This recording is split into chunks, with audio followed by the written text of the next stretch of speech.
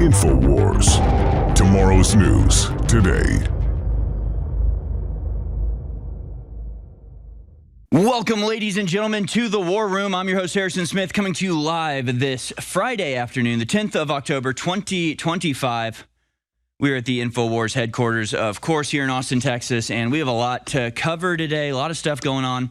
And we'll be joined in studio by Myron Gaines in the second hour of this program. Then I'll be taking phone calls in the third hour, and I'll invite Myron to stay. It's up to him. He just did 2 hours with Alex Jones, but he'll do an hour with us, and then we'll take your calls in the third hour. We have a lot to talk about, from the peace deal, new developments about that, new information about a Air Force base, a Qatari Air Force base here in America.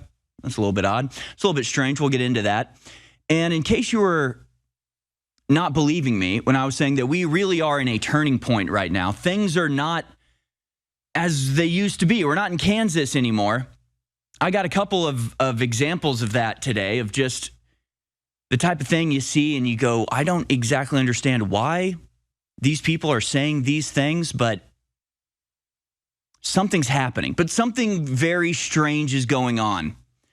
Clip 16 here is the mainstream media, CNN, I believe, or is it CBS, actually reporting that, guys, they've looked into it, and it looks like Jeffrey Epstein may not have killed himself. Can you believe it? Yeah, no, we know. It's just, why are you saying it? No, that's true, but why are you saying it, mainstream media? Let's watch. Ever before been seen publicly. Scott McFarland joins us now from Washington with more on this. Scott, what's in the photos? Good morning. Hey, Tony, good morning. The photos were taken by New York's Office of Chief Medical Examiner, and they raise more questions than they answer. Epstein's body was removed before investigators arrived, and Epstein's cell, experts say, should have been treated as a crime scene, and by all appearances, it was not. On the morning of August 10th, 2019, convicted sex offender Jeffrey Epstein was found dead at the Metropolitan Correctional Center in Lower Manhattan. This was the vow of then Attorney General Bill Barr. We will get to the bottom of what happened, and there will be accountability. Epstein's death was quickly ruled a suicide. But an investigation of jail cell photos by CBS News, working with forensic experts, has raised serious questions about the New York Medical Examiner and the FBI's work, including a failure to preserve the scene, log evidence, and run basic forensic tests. There are 90 photos in all, showing a cell strewn with blankets and strips of fabric tied to the bed and window grate. Items moved around, including a mattress, which is seen on the floor in an earlier photo, but appears on the bed in a later one. Looking at the metadata, that second photo appears to have been taken at 11:02 a.m. If that's accurate, the scene had been disturbed hours before FBI investigators arrived. Investigators also found several possible nooses, but did not conclusively identify the one that killed him. What do you make of all these pictures? I make a crime scene gone wrong. Herman Weisberg is a former NYPD detective turned private investigator. Does it look to you like this was investigated as a suicide or as a murder? To me, this looks like they took it at face value that this was a suicide. While our investigation did not contradict the official determination of suicide, it does raise questions about what was done to rule out the possibility of murder. If you realize that you've got a high-profile person that may or may not have committed suicide, but you need to prove that to people, this is not adequate as far as I'm concerned. We've reached out to the Office of the Chief Medical Examiner, as well as former and current staff involved in the investigation, the FBI and the Department of Justice. All declined to comment, or Tony simply did not respond. What do you know? Gee, what do you know? You're telling me that Epstein might not have killed himself? Why, this is the first time hearing about this. Again, you don't need an excuse to tell the truth. You don't need a reason to lie. The truth is the truth. It's why we say it when it happens. There's a reason that they're coming out with this now, and it has nothing to do about their drive for truth or about some sort of impulse in them to provide real information to the American people.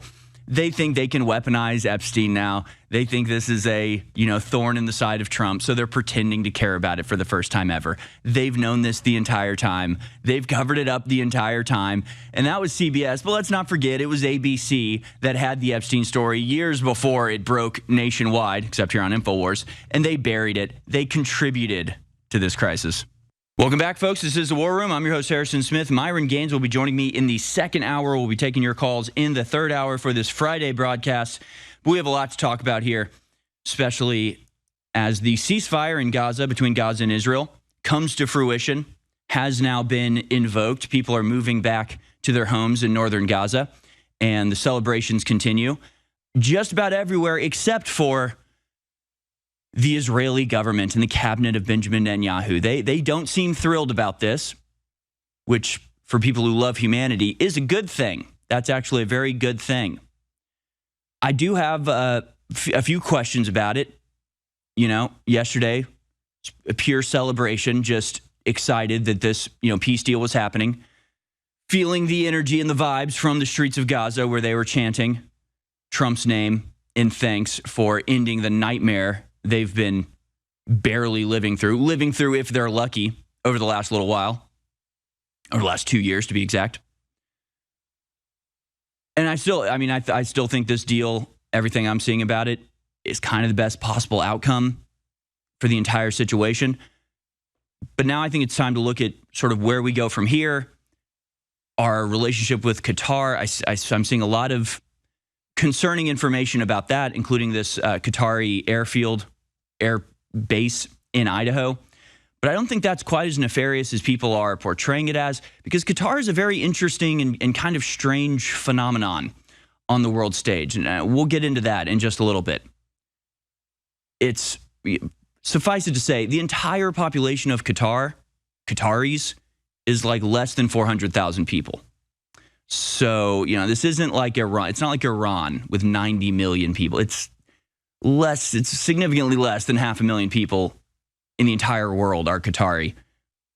And while, I understand that a lot of times people are like, well, Israel's just the size of New Jersey. Who cares about that? It's like, that's a little bit different. You got millions of people. The diaspora obviously is extremely numerous and powerful.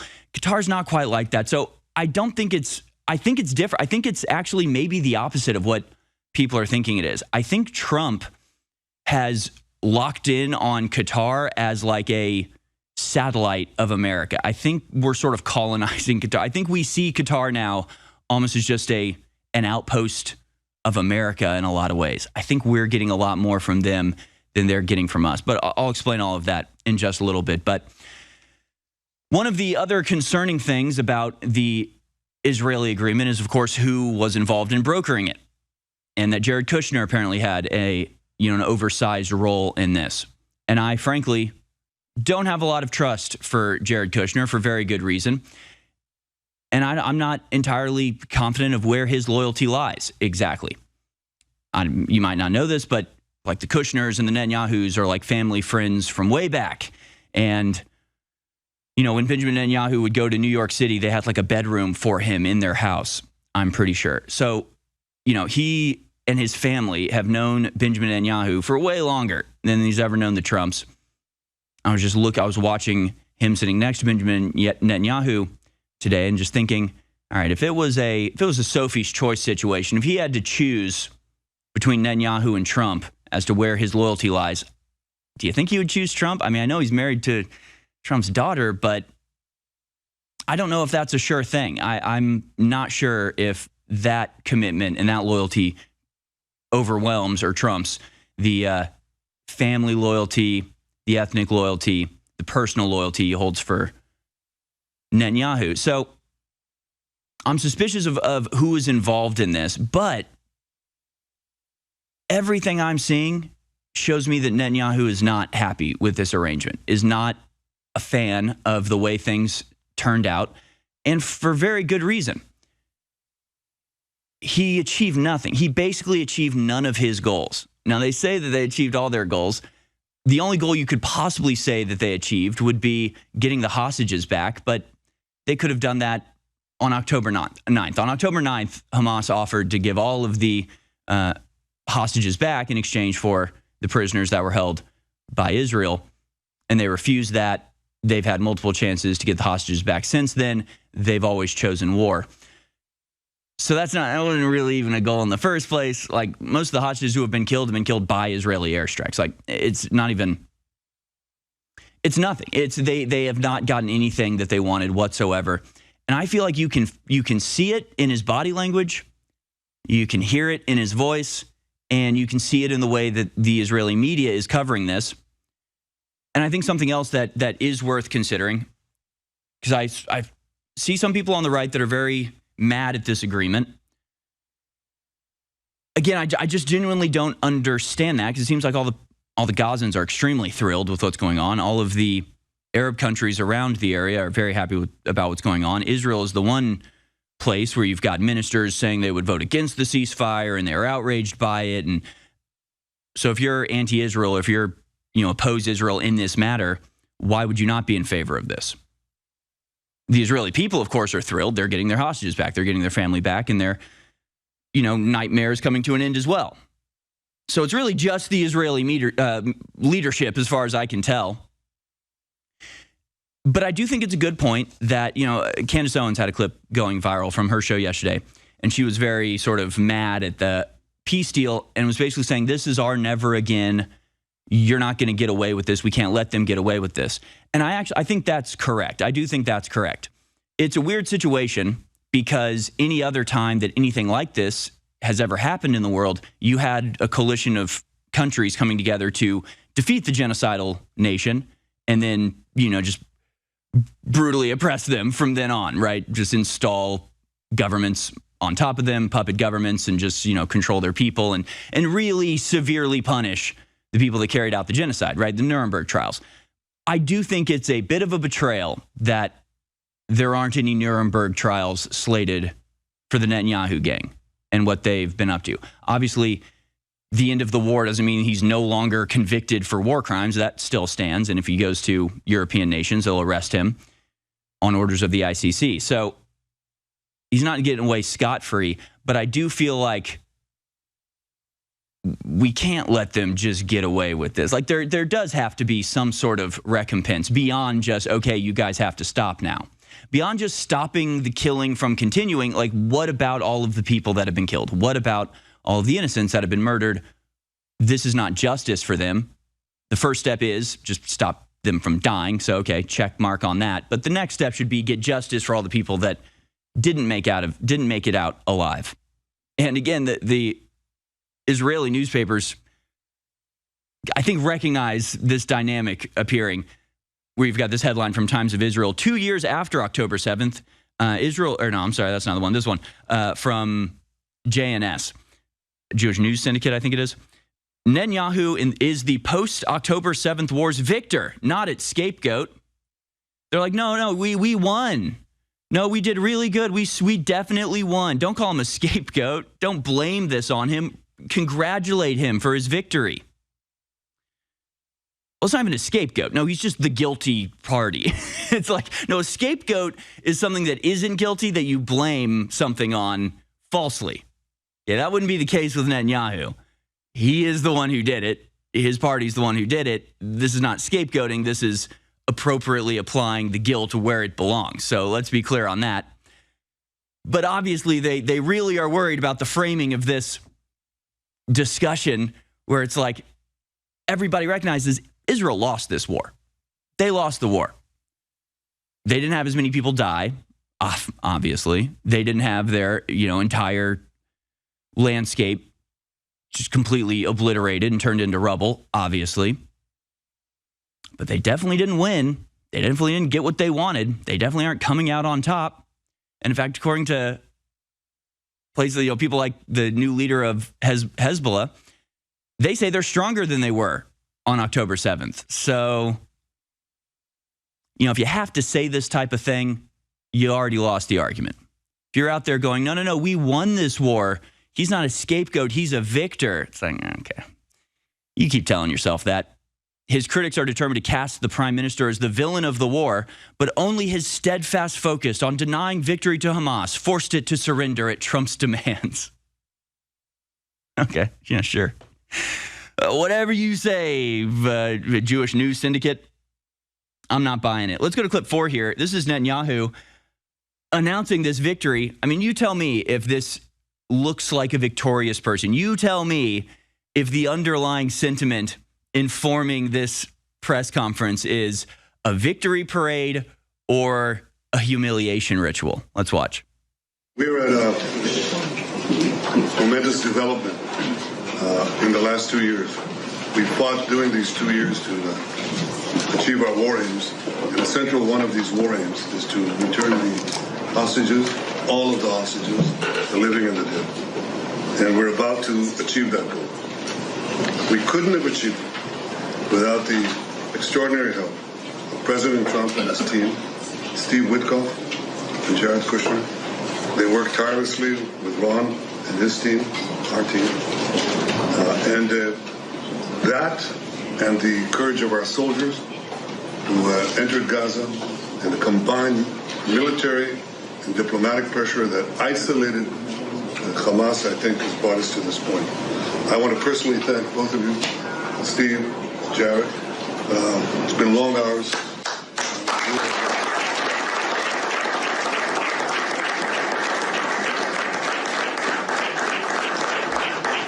You worked around the clock, but not only worked, I think you put in your brains and your hearts. And we know that it's for the benefit of Israel and the United States, for the benefit of decent people everywhere, and for the benefit of these families who will finally get to be with their loved ones. And I want to thank you on their behalf as well, and on behalf of the people of Israel. All right, we can take it down. I think that's Steve Witkoff to his right crying, which is kind of interesting. That's kind of interesting. So again, it's just kind of weird seeing Kushner sitting there next to him. But again, does this look like a victory? I mean, we know what Benjamin Netanyahu looks like when he feels victorious. And it's, you know, it's like seeing a gorilla. He's beating his chest and, oh, yeah, we really crushed him into the dirt. And that's what you get for messing with it. You don't see any of the cockiness. You don't see any of the superiority. He looks sort of schlumpy, kind of disheveled. This is a great victory, you know. I just thank you, everybody. You know, this amazing war aims that we achieved. It's like they don't like that. They don't like this one bit. And honestly, that probably means we're in great danger for the next false flag. And we may be sending the bait for that exact action. U.S. sending about 200 troops to monitor Gaza ceasefire deal. The United States is sending about 200 troops to Israel to help support and monitor the ceasefire deal in Gaza as part of a team that includes partner nations, non-governmental organizations, and private sector players, U.S. officials said Thursday. The officials, who spoke on the condition of anonymity to discuss details that were not authorized in the release, said U.S. Central Command is going to establish a civil military coordination center in Israel that will help facilitate the flow of humanitarian aid as well as logistical and security assistance into the territory racked by 2 years of war. The remarks provide some of the first details on how the ceasefire deal will be monitored and that the U.S. military would have a role in that effort. After Israel and Hamas agreed to the first phase of the Trump administration's plan to halt the fighting, a litany of questions remain as to the next steps, including Hamas disarmament, a withdrawal of Israeli forces from Gaza, and a future government in the territory. One of the officials said the new team will help monitor implementation of the ceasefire agreement and the transition to a civilian government in Gaza. You know, I'm not totally against this, to be honest with you. I mean, it's probably the only time I've ever seen headlines about American soldiers going to the Middle East that I'm like, yeah, it makes sense. Yeah, actually, that kind of makes sense. Actually, you don't want the IDF doing this, obviously. I'm not sure who else. I don't really want the UN, you know, putting their troops on the ground, NATO putting their troops on the ground. Somebody's got to, you know, enforce the measures of the treaty that isn't one of the two parties to the treaty. So, yeah, 200 American soldiers going to just oversee and help kind of keep the peace while things get sorted out.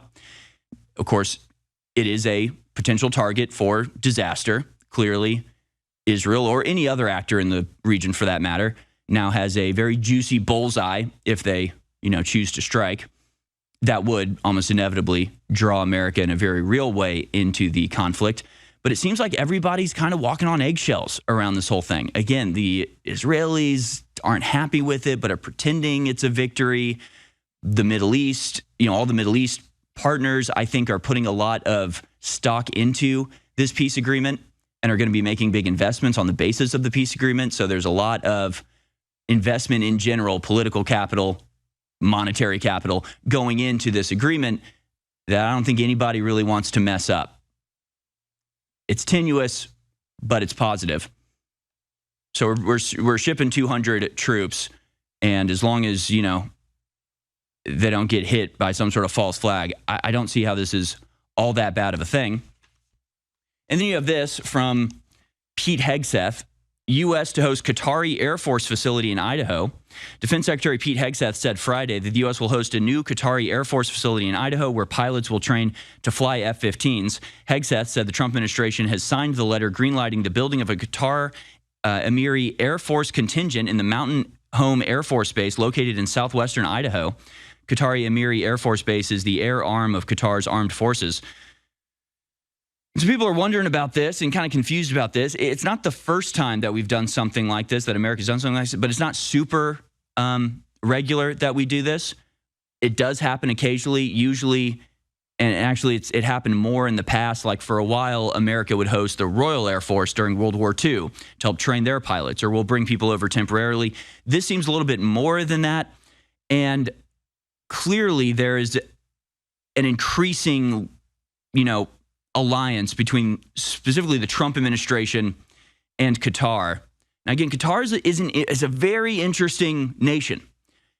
It has about 3 million people who live there, but only 362,000 of them are actual Qataris.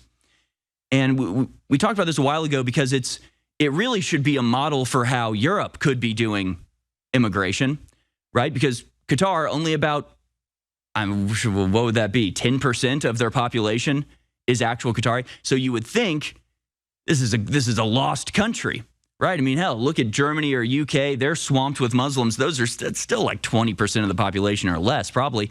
So how do you have 90% foreigners in your country and only 10% are natives? Well, you do that by saying to the immigrants, you're never going to be a Qatari citizen. There's absolutely no pathway to that. You know, you'll never be a permanent resident, really. We can kick you out at any time. You have to leave at any time. And we only accept you in the first place if you contribute to us. So if you want to come and, you know, bring your family and build something here, something that will contribute to our society, you want to spend money to build infrastructure for us, then yeah, come on over. But we're not giving you handouts, but you don't come here to live off of us. It's the other way around.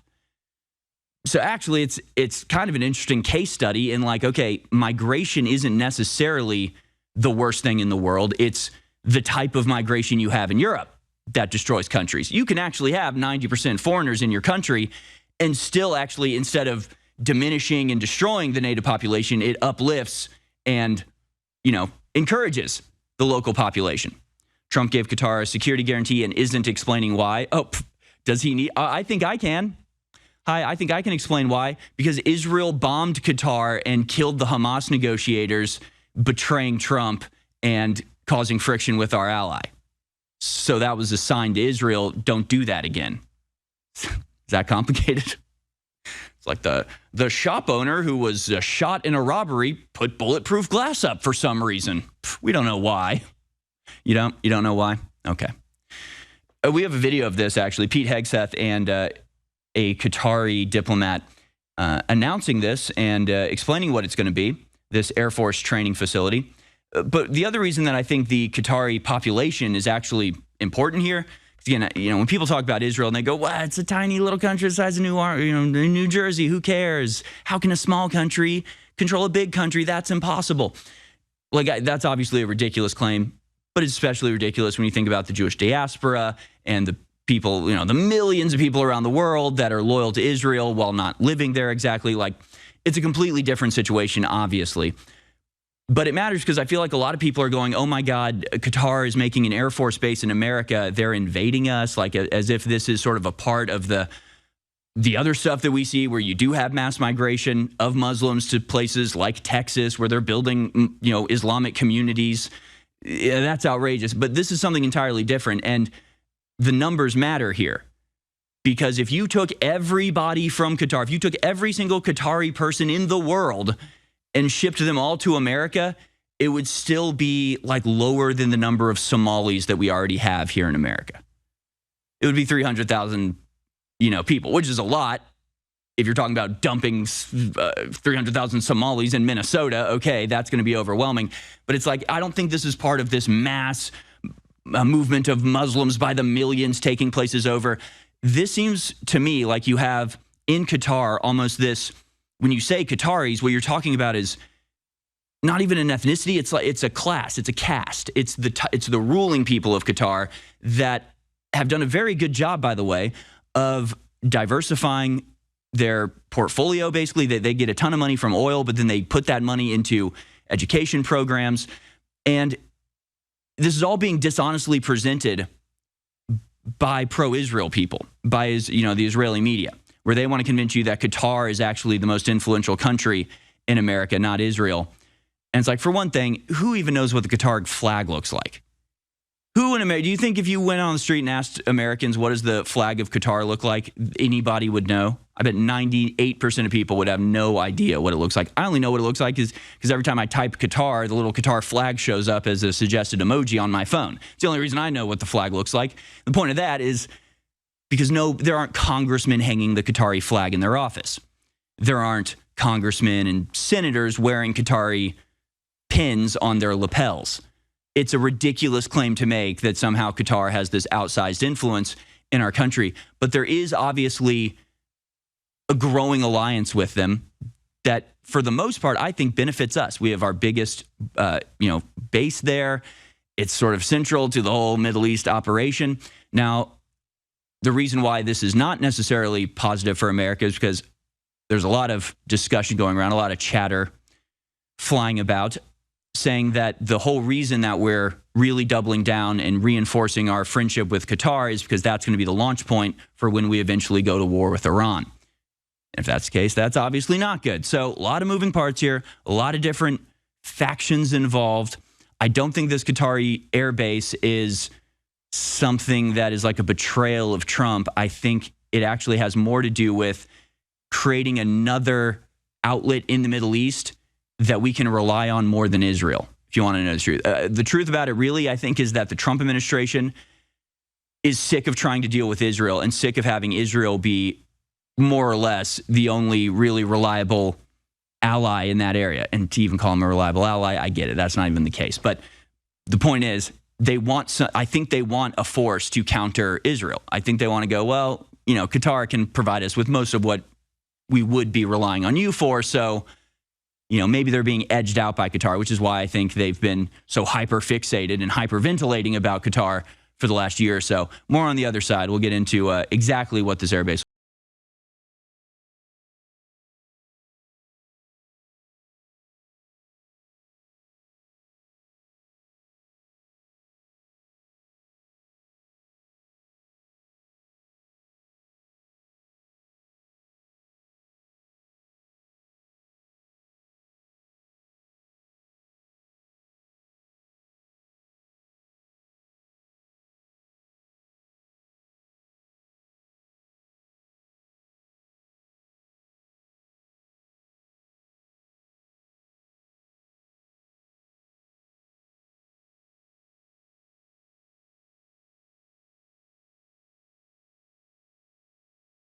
topic of general domestic politics. But from CNN, Israel says ceasefire in effect as troops withdraw from parts of Gaza.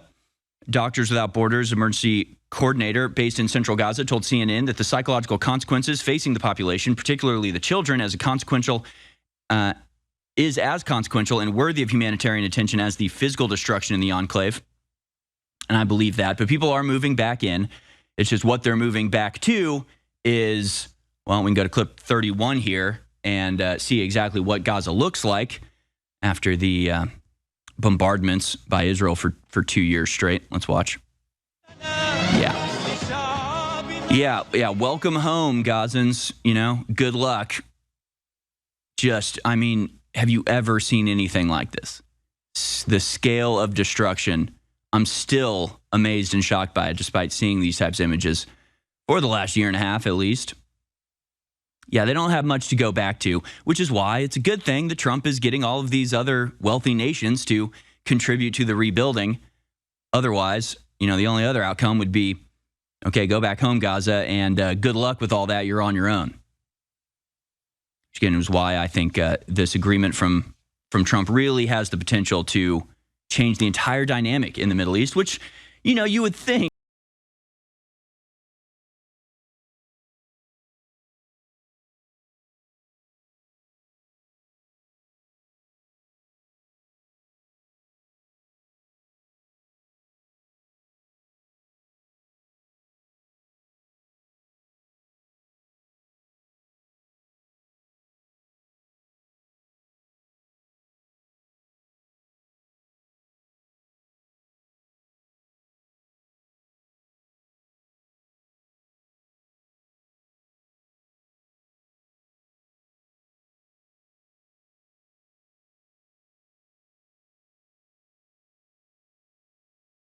And you go, oh, wait, Trump has stopped 7 wars. He just got a peace deal to end the most brutal conflict possibly the world has ever seen. I mean, I'm not even sure that's an exaggeration. At least for the last, 1,000 years, I can't think of another, conflict that has this level of destruction. So why would you not give it to Trump? Why would you give it to this other person, this Venezuelan opposition leader that, frankly, I've never heard of? I mean, maybe she does good work, but is it worthy of the Nobel Peace Prize over Donald Trump, who has worked tirelessly to get peace in the world? Yeah, then she immediately dedicated her Nobel Peace Prize to President Trump, which is nice. And I can't help it but go, all right, clearly this isn't an award for peace. And this is what leftists do. This is what the globalists do. This is what they do every time. Same thing happened with any other award you want to mention, award show you want to mention, even just long-standing, cultural icons. Leftists move in, globalists move in, take over something, completely divorce it from its intended purpose, and weaponize it politically. And that's what they did with the Nobel Peace Prize. And so you look at that and you go, okay, is this really about who did the most to bring about peace in the world, or is this now being used as a political weapon to try to highlight and elevate somebody as part of this color revolution they're trying to do in Venezuela to get rid of the Venezuelan leader, probably because the Venezuelan leader is friends with Iran and helps Hezbollah. Like that, it's like I can't help but to just assume that that's the actual reason that this is going to her. So it's like there's so many things like that, which sure, maybe it's because, you see Israel around every corner, but it's like really, this Venezuelan opposition leader, she's the one that deserves the most. I mean, even if you don't want to give it to Trump, I'm sure there are other people in other parts of the world that have done more to stand up for peace in the world. It just seems like a very convenient political weapon now to progress what is obviously an attempt by Israel to go around and destroy all of the networks that help Iran and, give help to Iran. Yeah, world awaits blowback as the Nobel slips from Trump's hands. Well, it was dedicated to him by the woman who won it, so there's that. Who was the other guy? Juan Gallardo or something? They brought him to the State of the Union and were like, here's the president of Venezuela. That guy's not the president. What are you talking about? They've been desperate to overthrow Venezuela for a very long time, and so obviously the Nobel Peace Prize is no longer a peace prize. It is now a tool in the hands of the globalists to try to progress their agenda, and that's infuriating. Kind of like how you watch the Oscars. It ain't about what's the best movie. It's about what movie serves the purpose of the political elite the best. So, they just take things over and destroy them and take them completely away from what they're intended to be and utterly destroy any, honor and integrity these organizations once had. So well done, Nobel Peace Prize. You have officially announced that you are not worth the lead you're made out of. And remember, Obama won when he literally did nothing. He literally had not, I don't even think he'd been in office yet, and they were already giving him the Nobel Peace Prize. The drone strike president, yeah. All right, let's go to this video of Pete Hegseth and this Qatari gentleman announcing the new air base. Oh, do we not have that video, guys? We can bring 14. Okay, let's roll that. We also value the close cooperation between Doha and Washington that led to the signing of the Gaza peace plan on October 8th. This historic achievement underscores what can be accomplished when our nations work together with courage and trust, amongst other partners such as Egypt and Turkey. We further welcome today's signing of the letter of acceptance establishing a Qatari Emir Air Force facility and Mountain Home Air Base in Idaho. This step strengthens interoperabilities, enhance joint readiness, and advance our shared defense goals. Mr. Secretary, together we will continue to deepen this strategic partnership in pursuit of lasting peace and shared security. Thank you very much. Absolutely. Thank you. So we wish you that. Sign now. sign and trade. How about that? Yeah.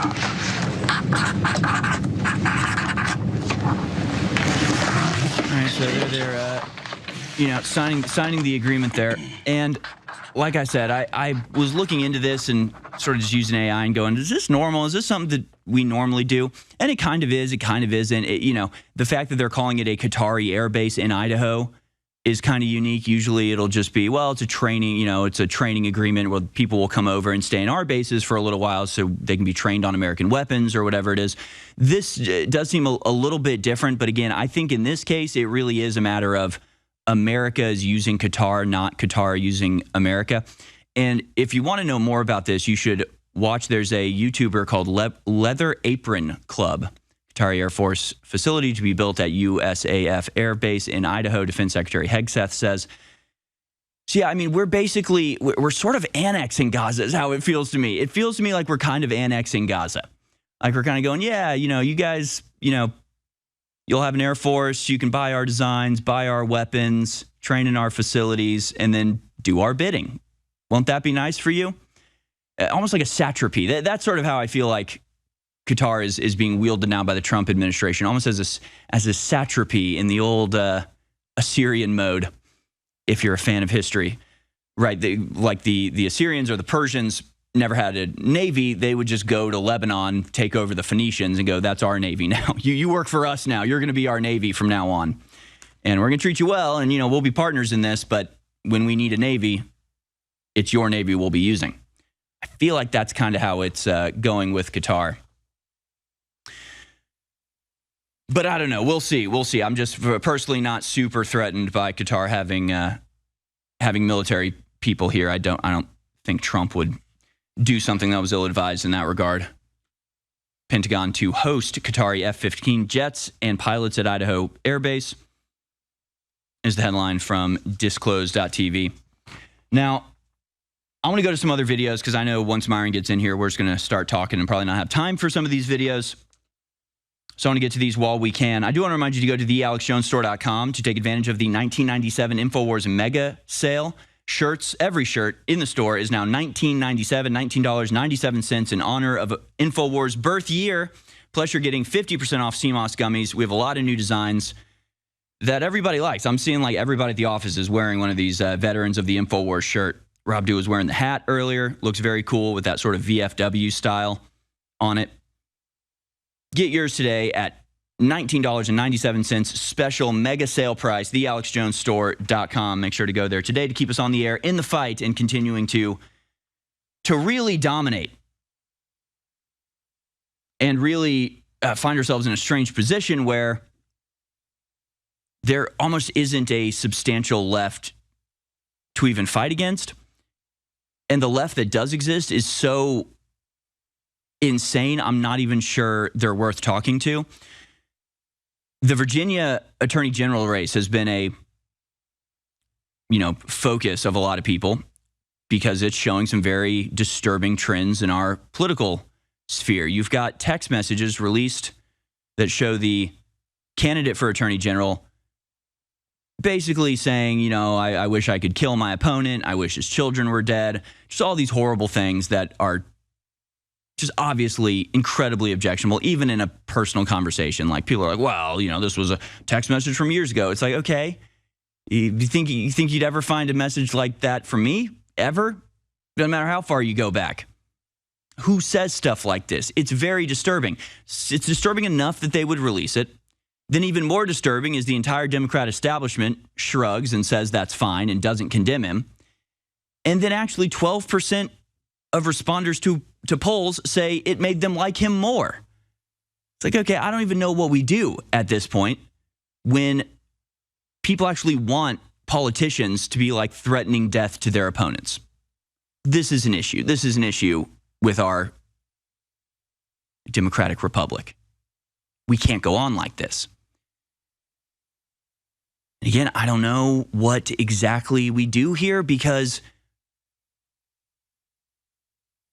Democrats are fine with it. Like, I don't even know how to explain it. Well, let's go to these videos. It's this is a debate, I believe, for governor. Yeah, so these are two women who are running to be Virginia governors, to be the governor of Virginia.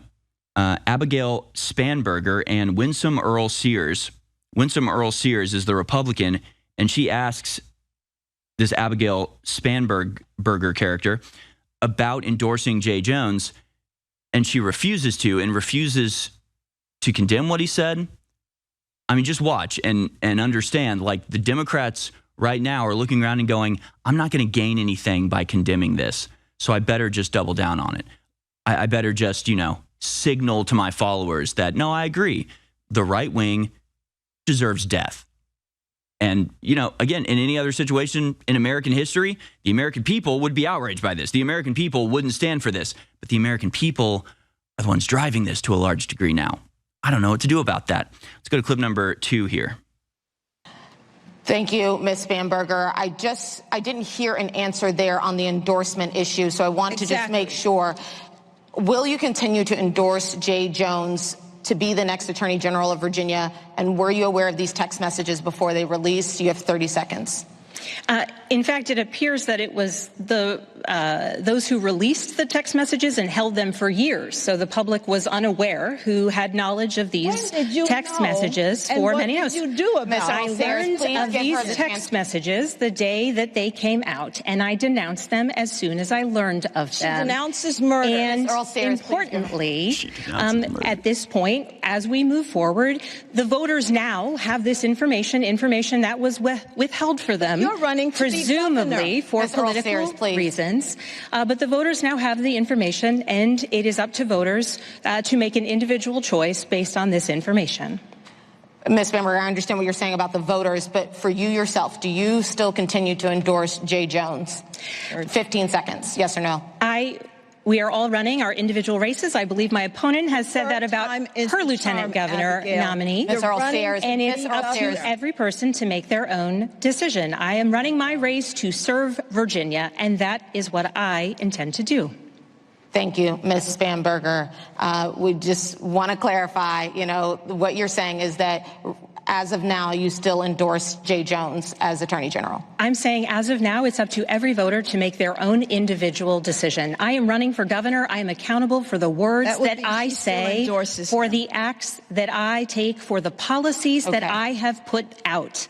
Thank you. I am responsible for the policies I put out and the work I will endeavor to do tirelessly for the people of Virginia. Thank you, Ms. Spanberger.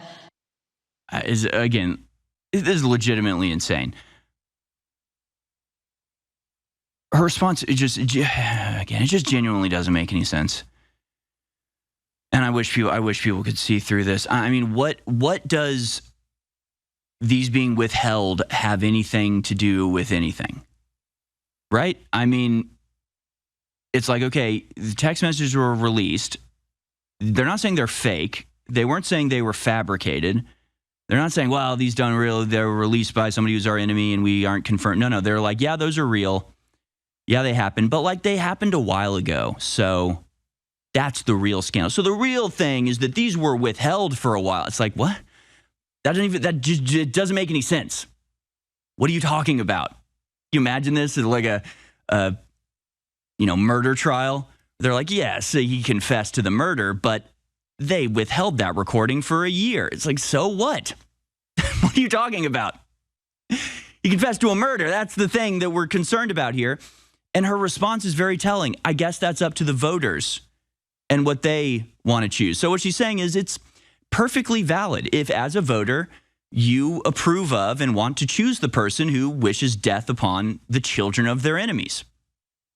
I get, that's a perfectly valid thing. Like, is it that hard to say, yeah, the voters can, make their own choice, but as for me, I don't want to be associated with somebody who's fantasizing about murdering children? I'm like speechless at how we even got to this point. And will you denounce and distance yourself from a candidate who's been revealed in private conversations like, I just wish I could kill their children. And she's like, if that's the position that our voters are in favor of, that's on their conscience. That's up to them. And I refuse to condemn it. Oh, you can't condemn that? It's something about this, the liberal equality mindset where it's like all positions are valid. Hey, not wanting to kill your opponents, wanting to kill your opponents, these are just two different opinions, right? It's a signal to everybody. We all get what she's saying. We all understand exactly what the message is. She approves. She absolutely approves, obviously. Yeah, the sheriffs and the law enforcement there are obviously infuriated by this and actually saying they would refuse to work with the attorney general that would say stuff like that. Because how could you ever trust them? How could you ever trust them to behave in an appropriate way when they clearly feel like Republicans deserve death for their political views? And we actually played this in a different order. Let's go to clip 19 here. This was actually the question that the moderator was sort of doubling down on. But here's Winsome Earl-Spears putting it to her opponent. Will you condemn this, and why not? Let's watch. Well, I think, as everybody knows, I'm a Christian. I'm a Christian before I'm a Republican, and I'm required to forgive people. And it's hard sometimes when somebody has abused you, etc., but it's something you must do, because not to forgive is almost like, as someone said, you drink poison thinking that it's going to affect the other person. And I want to live a decent life, and I don't want to not have peace in my life. And so as I've said before, I would not say that. So that's why I'm wondering why my opponent won't say, beyond it's abhorrent and disgusting, why she won't say it is not okay and that he must leave the race, because Jay Jones advocated the murder, Abigail, the murder of a man, a former speaker, as well as his children who were 2 and 5 years old. You have little girls. What would it take him pulling the trigger? Is that what would do it? And then you would say he needs to get out of the race? Abigail, you have nothing to say? Abigail. Stares what ahead, if he smirking. said about your 3 children? Is that when you would say he should get out of the race, Abigail? Dude. You're running to be governor. Hello, are you a human being? She just doesn't respond to it. She's just smirking. It's a perfectly valid question. But the thing is, these people really are, they're not human beings. You saw it right there. Where she's like, Abigail, hello, I'm asking you a question. Abigail's just like staring straight ahead. Because there's no good answer. Because the answer is obvious. And she doesn't want to say that. So she's pretending she doesn't hear it, like a child. And she'll probably end up the governor. Honestly, she'll probably end up the governor for this. And that really is a political situation I do not know how to amend. But there's another great example from this debate. It's clip 6 here. Another question being asked to this soulless husk of a human being, where again, the answer is obvious, but she can't say it because she is confined in a cell of deception called the Democratic Party. And you'll see exactly what I'm talking about. I think this highlights and illustrates the divide between Democrats and Republicans maybe better than like any other clip we've shown. Let's go to Winsome Earl-Spears asking Abigail Spanberger, or whatever her name is, a very simple question that would have a very obvious answer if honesty and humanity had any part of her composition. Let's watch. And that's why I'm asking my opponent, if your little girl comes home and said she was forced to undress in a locker room with a biological boy, what would you say? She's crying. What would you say? Are you not going to answer? No, she's not going to answer. She's going to pretend she doesn't hear you because she's not a human being. But in reality, it's because there is no answer to this on their side. The obvious answer is she would, of course, never stand for that.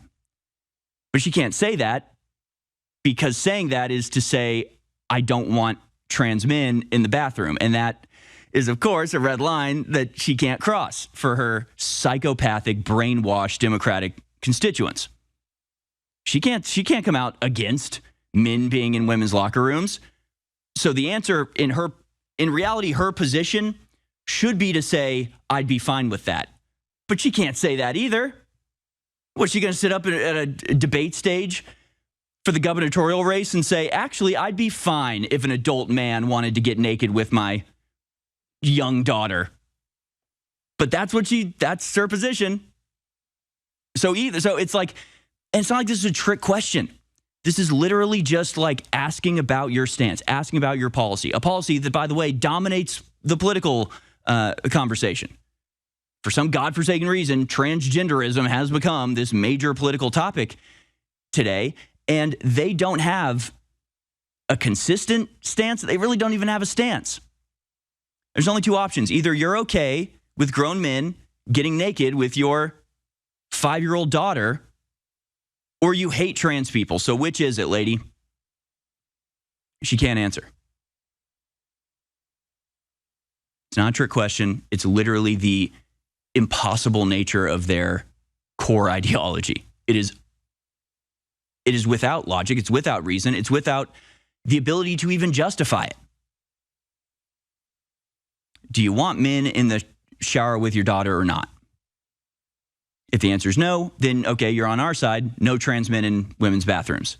If you say yes, what the hell's wrong with you? You absolute freak. Somebody should take your children away for their own protection. So that's just the natural outcome of the level of absurdity that the mainstream foundational democratic ideology has come to at this point. They genuinely cannot answer basic questions about their own beliefs because either one reveals that they're either pathological and insane or just liars. So choke on it. Welcome back, folks. We're be joined shortly by Myron Gaines.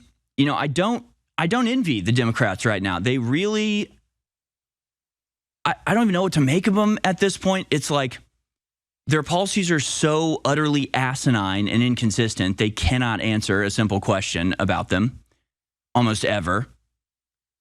And then simultaneously, you've got them in these situations where they either have to completely reverse everything they've ever said, or they have to try to justify the unjustifiable. I think you'll see what I mean. Already, we played a clip of CBS News admitting that Jeffrey Epstein probably didn't kill himself, that the crime scene was manipulated and nothing was done correctly, and the assumption that he committed suicide was kind of baseless. It's like, okay, do you want to extend that a little bit farther? So what does that mean? What does that mean? That means either he's not dead or somebody else killed him and that the entire investigation was covered up. Who has the power to do that type of thing? Like, it actually invokes a lot more questions that they're not entertaining, which is interesting. But even the fact that they would say it at all is shocking and sort of a watershed moment. Here's Anderson Cooper, clip 38 here, admitting that Letitia James did politically persecute Donald Trump and that her prosecution now about her mortgage fraud is not political. She did actually commit the crime. So again, this is like, should really invalidate everything they ever say because it's the exact opposite of what they've been telling us for the last 6 years. Now they admit that trying to throw Trump in jail for 400 years was entirely a fraud. Okay, that beggars some questions as well. Let's watch. The system is not supposed to work.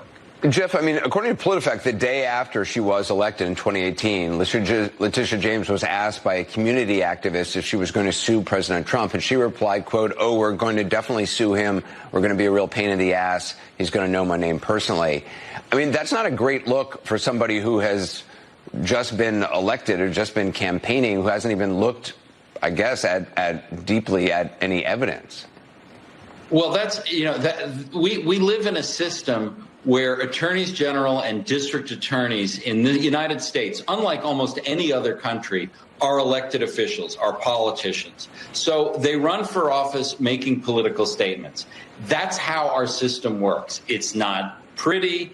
I don't think it's a great system, but there's nothing uncommon about it. The other point to make, though, is just because she made inappropriate comments, that doesn't mean she should get indicted for fraud years later. I mean, we're not supposed to live in a system of that kind of tit for tat. Criminal cases are supposed to stand or fall on their own merits. David, I mean, there's no evidence that Letitia James's indictment stems from some widespread audit of thousands of mortgage applications. again, like, so what's going on? So you admit that Letitia James's prosecution of Trump was utterly baseless and obviously fraudulent, and that she campaigned on that. And the other guy's like, well, yeah, that's true, but that's normal. Oh, is it? Okay, show me one other example. Show me one other example ever of an attorney general, somebody running to be attorney general, saying, vote for me and I'll go after this politician for you.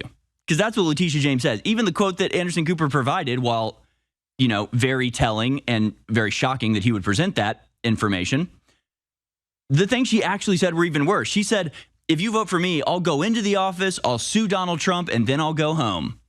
She was like, that's all I'm going to do. I'm not going to try to stop crime. I'm not going to lower crime. I'm not going to put criminals in jail. I'm going to go after Trump and sue him for whatever, and that's all I'm going to do all day. That's what she ran on. Could not be more obvious. Also, CNN, here's another clip from CNN where they took a different tack, but this is what happens when you are actually evil and have been engaged in criminality for so long. You don't actually have a good excuse. Let's go to clip 7 here. Aside for a second, what Tish James, and again, we're still getting the details, but if it's related to this mortgage issue, I mean, this is something that everyone in America, or many people at least, if you're lucky enough to be able to buy a house in America, you deal with this, right? The federal government doesn't go after all of these people for doing this. Yeah, everybody commits mortgage fraud, don't you know? Everybody cheats when they apply for a mortgage loan, don't they? All right, welcome back, folks. I'm telling you, they don't know what to do anymore. Like, they don't know what to do anymore. They're admitting that Epstein didn't kill himself. I mean, one strategy, maybe that's why this Abigail woman's strategy makes sense. You might as well just pretend you can't hear the question, because they don't have answers. Maybe that's actually the appropriate response, is when they're, when these questions are put to them that they can't answer, they just pretend they can't hear. They just stare straight ahead like robots that haven't been turned on. It's like, okay. All right, well, it doesn't really work with like newscasters, CNN. You got to actually say something. And so they're taking some interesting tacks there as well. Anderson Cooper admitting that, yeah, Letitia James did totally, violate her oath of office by weaponizing her position to go after not just Trump, but places like InfoWars, and just use her position instead of trying to actually lower crime in the state of New York. She's going after InfoWars for selling toothpaste and Donald Trump for a loan that he paid off. I mean, it's completely ridiculous, but it's especially ridiculous because, one, CNN's like, everybody does this. Who doesn't commit mortgage fraud here or there? And for one thing, they absolutely would go after you for that. I mean, have you ever tried to do something like that? It's one of the absurdities of the anarcho-tyranny that we live under. You can have illegal immigrants that own businesses somehow, but God forbid you try to, you even accidentally mess something up as you register your business. They'll come down on you like a ton of bricks. Yeah, Attorney General James orders Alex Jones to stop selling fake coronavirus treatments. It's toothpaste, you psychos. Cost us $500,000 to fight that. Yeah, she should go to jail. She needs to go to jail. No, not everybody commits mortgage fraud, CNN. What a hilarious way to try to cover up this crime. And ironically, if you do look at the cases involved, if anything, Trump's case is what people actually do, where you go, well, if I'm putting this up as collateral, I'm going to put the maximum amount that it could possibly be worth. I'm just going to not lie, but, on the spectrum of how much this house is worth, I'm going to say it's at this end of the spectrum because I could possibly get that, so I'll say that. That's what he was accused of doing. Of course, he never actually did that. He actually put down its exact worth. The bank double-checked it and guaranteed it, and then he paid off the loan. So it wasn't even a crime in the first place. Even if that is what he did, that's the thing that people do, not lie about where they're, hey, you're going to get a better rate if this is your permanent residence. Is it your permanent residence? Yeah, I'll say yes, even though it's not. No, you can't do that. That's just a blatant lie. That's just a blatant fabrication, act of blatant dishonesty. And there's no getting around this. Because either it is, the whole thing is that Letitia James bought a house in Northern Virginia, probably because she thought she'd be appointed to something by Kamala Harris. By the way, again, for all these naysayers about Trump, and I've had my fair share of criticisms about Trump, but come on. We are in a timeline in which Letitia James is being indicted. maybe she's not being indicted for what she should be indicted for, which would be something like sedition or treason or, violating her oath as Attorney General, obviously, to weaponize it politically against her opponents, which we keep hearing is the death of democracy and, the actions of a dictator, right? That's what she was doing. So I think charging her with that would be more appropriate. But you're in a timeline where she's getting indicted and could very well go to jail for like 10 years if justice is served, if nobody's above the law. The alternative timeline, she's Attorney General. The alternative timeline with Kamala Harris winning, Tish James isn't going to jail. She's going to the White House. She's going to become the Attorney General. So thank God we don't live in that timeline.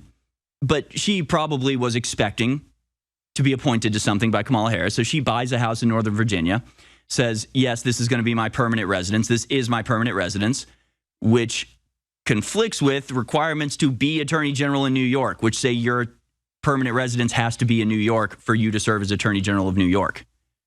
So it's one or the other. Either she wasn't Attorney General of New York because she did not qualify because she did not live in New York, or she lied on her mortgage application to get a better rate, which is just a roundabout way of saying theft. She stole from the bank. So it's just like, this is ridiculous that they're trying to cover this up by going, we all commit mortgage fraud, don't we? A little mortgage fraud here or there never hurt anybody, right? I mean, sure, we keep calling Trump a convicted felon over actually something significantly less worse, less bad, as what Letitia James is being accused of. And then if you apply that standard, we've shown that people like Hillary Clinton were literally charged with exactly what Donald Trump was charged with, never spent a day in court, and actually had the whole thing covered up by the DNC, who paid like a $50,000 fine, and it went away. For Trump, on the other hand, they upgrade it from a misdemeanor to a felony. They circumvent the restrictions of statute of limitations. They just do everything they possibly can to get the conviction, and it's totally fraudulent. And it is actually something that a lot of presidents or whatever political campaigns do, but that only Trump is punished for. Again, it's like exhausting trying to ferret out and deconstruct just the overwhelming amount of lies that we're confronted with on a daily basis. But it's not even about the individual lies. Again, it's about the overall mindset of the Democrats, where they're at right now, how they're trying and failing to deal with the inconsistencies in their own belief system. It has them saying some ridiculous stuff or some very normal and obvious stuff that completely contradicts everything else they've been saying for the last 10 years. So when you have people saying, yeah, Jeffrey Epstein didn't kill himself, and Anderson Cooper admitting that the Tish James convictions were completely fraudulent and that she did commit mortgage fraud, like that is what they should be saying, because that's obviously true and observable from anybody with a double-digit IQ. The weird thing about it is that they've been saying the opposite for the last 10 years.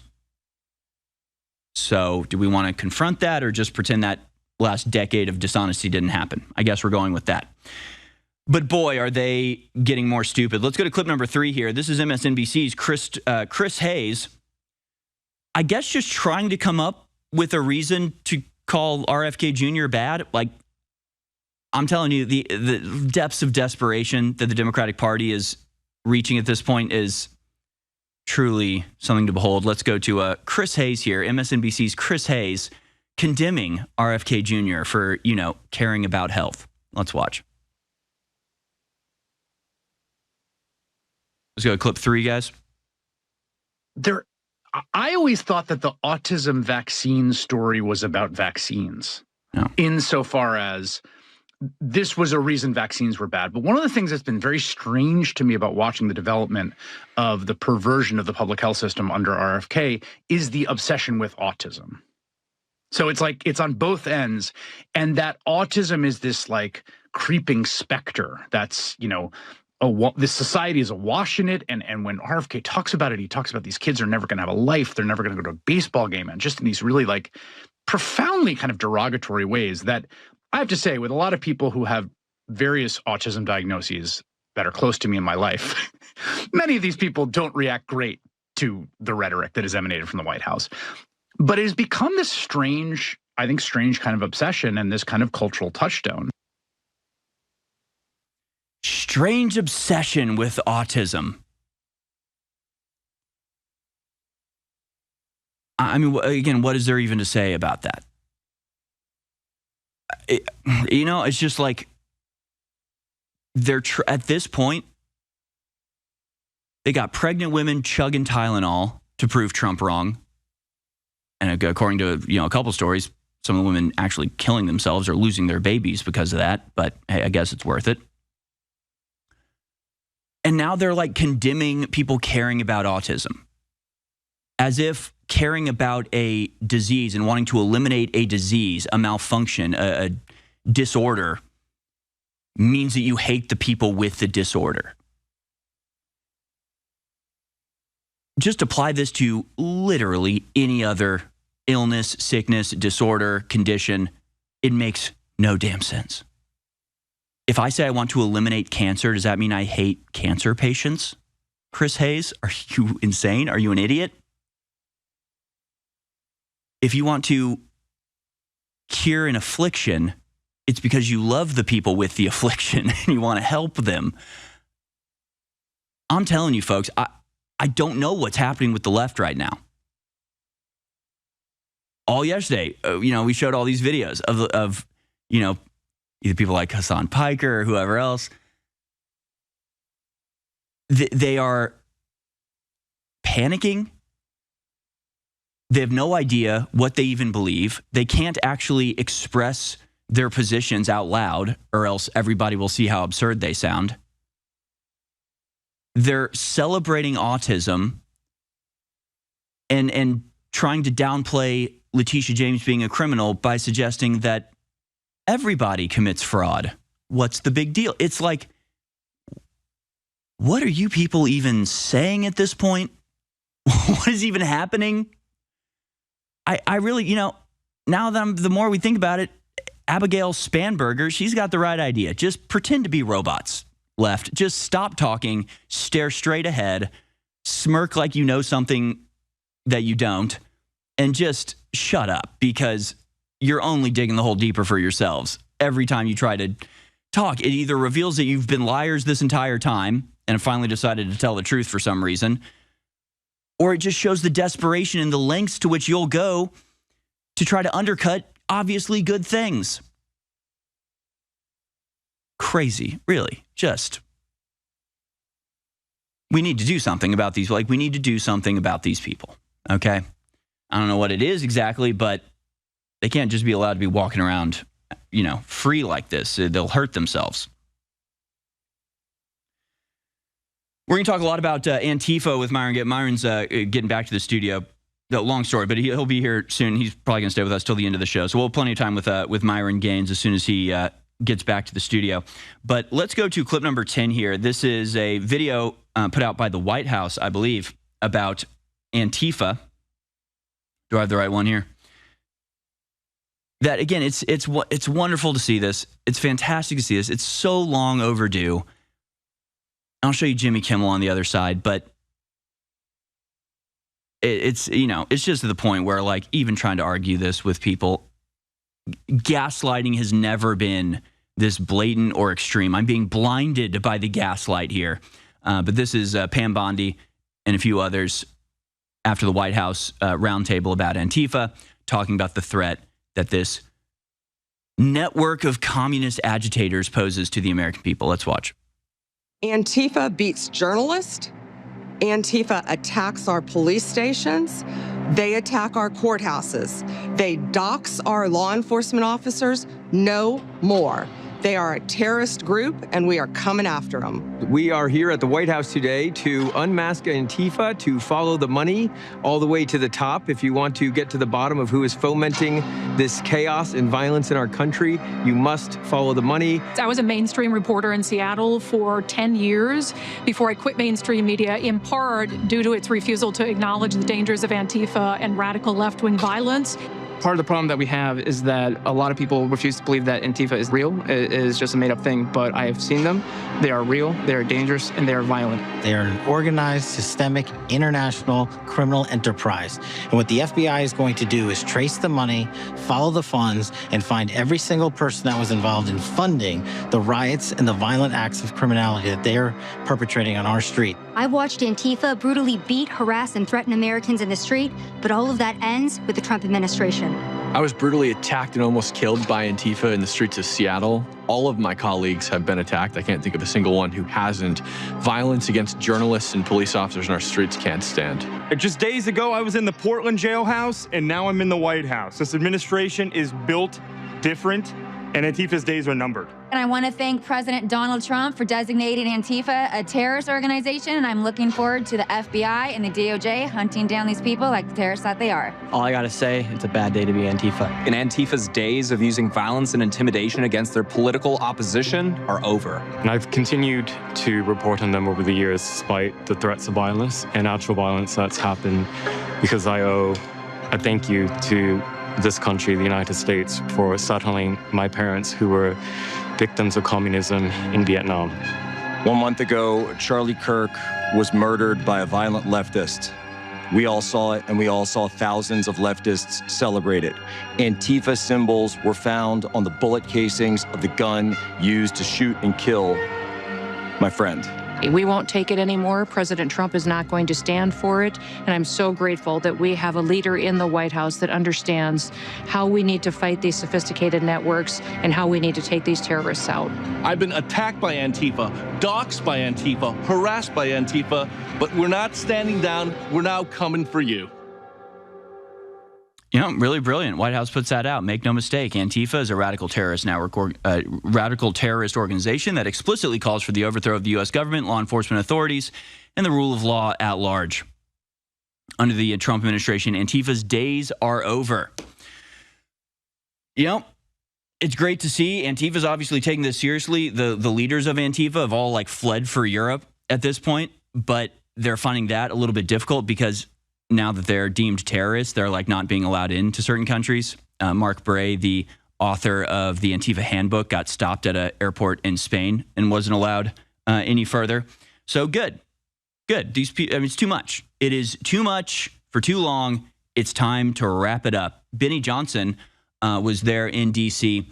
Apparently, they arrested a man who had been sending explicit death threats to him using, ironically, the very same language that the candidate for Attorney General Jay Jones used, showing that these people are very much being encouraged and being not even if not directly bolstered by the Democrats in power. Let's go to Benny Johnson here, clip 18. The individual who wrote me described why he wanted me dead. I was a white, cis, Christian Trump supporter. They described in great detail how I would be killed in an open field, just like Charlie, how much blood would come out of my head and neck when it was blown off. This individual described orphaning my 4 beautiful children and widowing my wife with great joy.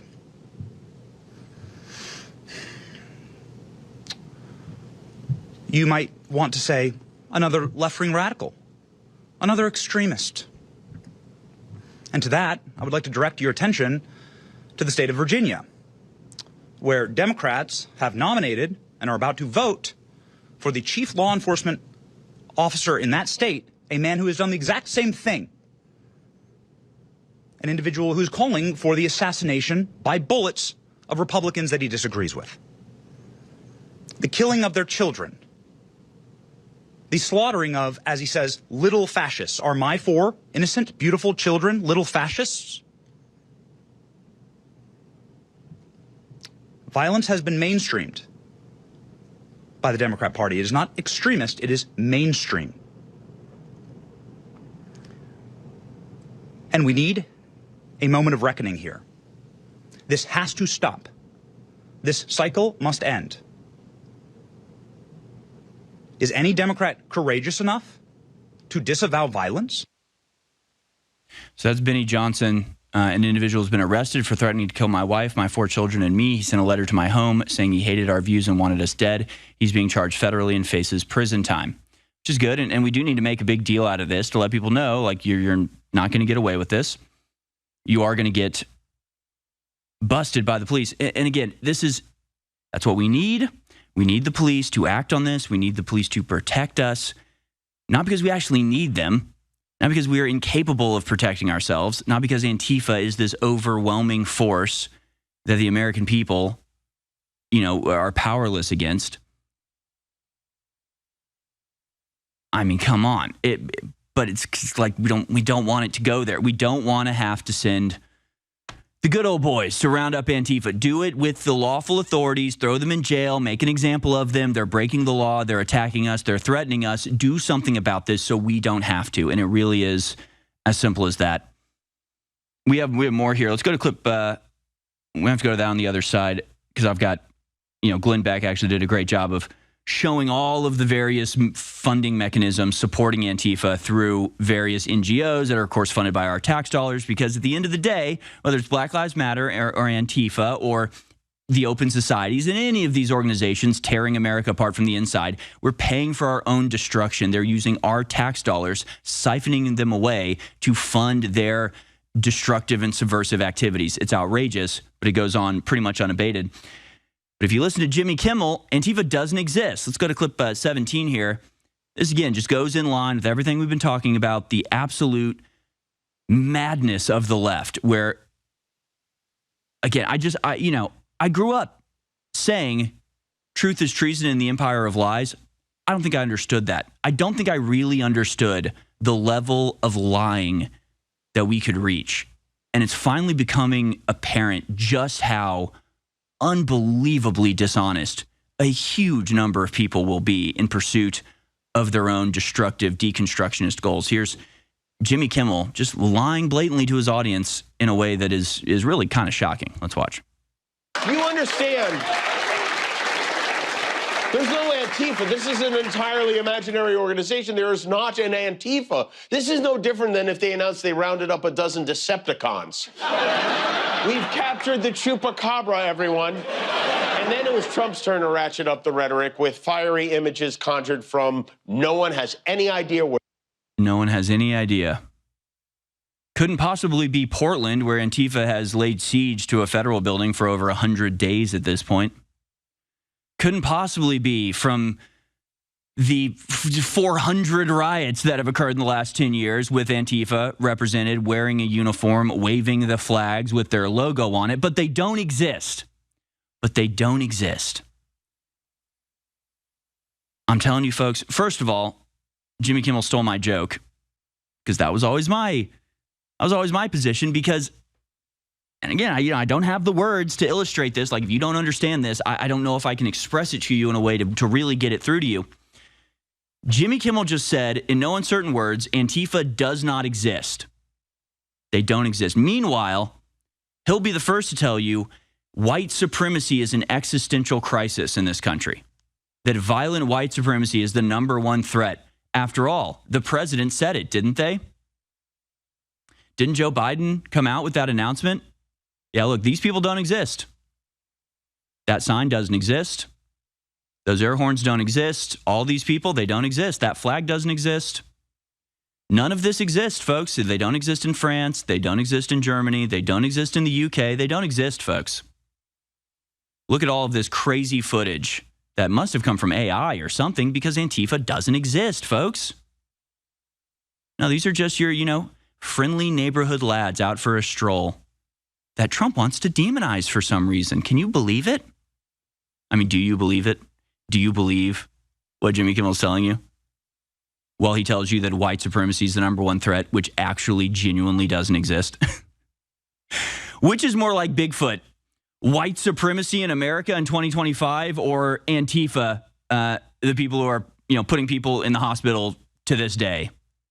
Setting the mood to talk about a bunch of domestic terrorists who are destroying our country from the inside out. By the way, Trump's about to go live talking about a prescription drug proposal he's putting forward, TrumpRx.gov.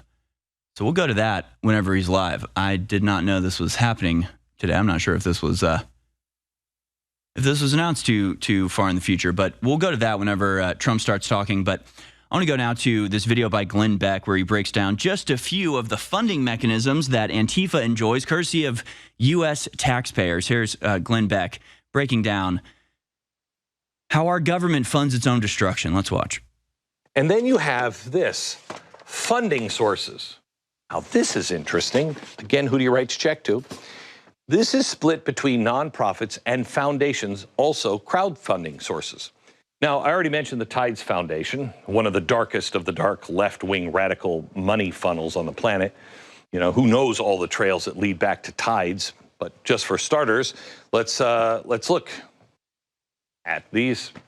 Tides Foundation funds an organization called Alliance for Global Justice. Money from here. They refunnel money to groups like Refuse Fascism. They also give to the National Lawyers Guild, over $1 million from 2018 to 2019 alone. Are you going to write a check for $1 million to a leaderless group that has no organization at all and just say, yeah, you guys know what to do with it? Who knows what to do with it? This is how the radical left-wing money trail operates. It's designed to be opaque. It's designed to be confusing and disappear. But the connections are all there.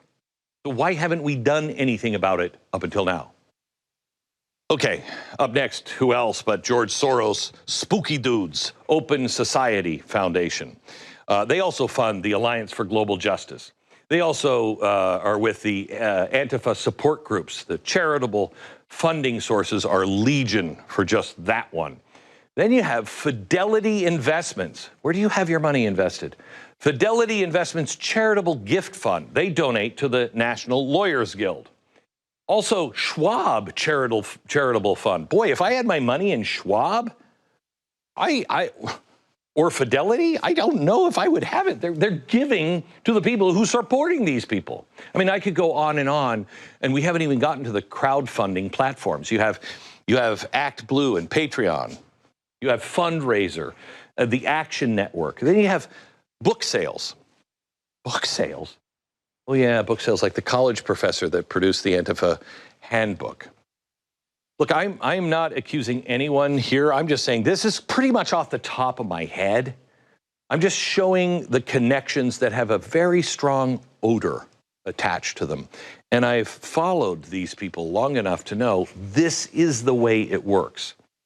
This one chalkboard alone is enough for the Trump administration just to start. I mean, just start. And they are. And it should be enough alone just to debunk the ridiculous notion. Just the question, who are you writing checks to? $1 million check. Who's cashing it? What bank? Where is this happening? Schwab is giving to just street kids who, what? It's ridiculous to believe that. Ridiculous. Antifa now has been designated as a terrorist organization. It is about time, and it is time to turn over all of the stones. I am proud to say that after the first of the year, we're turning over not just the little stones, we're turning over the big boulders as well. We will show you in an epic special much more on this. All right, folks, that was a little breakdown from Glenn Beck where he asked the obvious question. If they're paying millions of dollars, who are they paying it to if it's not a leader and doesn't exist? And again, it's just another one of these questions that the left just genuinely cannot answer. And with that, I'm very happy to welcome in studio my guest, Myron Gaines. He, of course, is a conservative, political, cultural, and true crime commentator, host of the world's #1 men's podcast, the Fresh and Fit podcast. He's a former DHS special agent, a real estate investor, and he goes live on Rumble and YouTube Monday through Friday at 5 p.m. You can follow him on X at Myron Gaines X. How you doing, Myron? Hey, man, I'm happy to be here, man. Thanks for having me.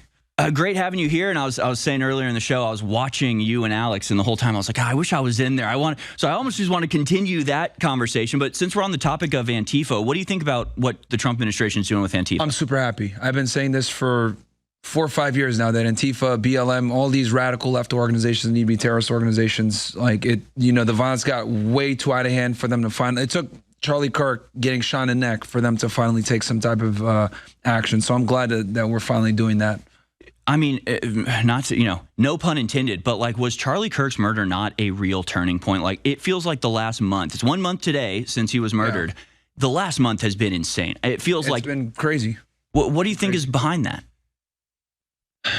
You can talk about, radical left violence, or some people will say it's Israel or whatever. I mean, there's just, there's multiple problems, right? Right. Jews control this country, right? We have, these radical leftists that have been able to basically operate with impunity for a while. And like, I would say the way that this is because after he was shot, they took to TikTok to celebrate. Like, that should tell you everything you need to know. Like, conservatives can't even say there's two genders, right? Or like on social media without like getting banned or whatever. People like, if they have a job, they'll be like, oh, I don't want to say anything publicly because I'll lose my job. Like, but then you got these people dancing around and literally celebrating after somebody was like violently murdered in public. And that's because the liberals and the left in general never have to endure censorship. They've never had to deal with it. Never had to get any of this stuff. So when they showed their colors, I'm glad they were able to identify some of these guys. Some of them ended up getting fired because of this, which is kind of funny. I'm not for censorship myself, but I do think it's a problem when you're a nurse, a doctor, or, someone who's in public trust and you're over here happy that someone got violently murdered. Like, well, what's wrong with you? I totally agree. And it's not even really censorship, right? Because that was the thing people were saying was, conservatives were against cancel culture, but now they're for it. But like, okay, even, go back to 2015, 2016. If there was a right-winger who was like, I'm glad that person died and he got fired, do you think any of us would be like, what? That's so wrong. It's like, dude, you made a TikTok celebrating an assassination. Like, duh, you're going to get fired. And that's the difference between us and them. Like if left-wing, I was saying this with Alex, if a crazy left-wing political commentator got assassinated like violently like that, I'd say we need to go find the person that shot him.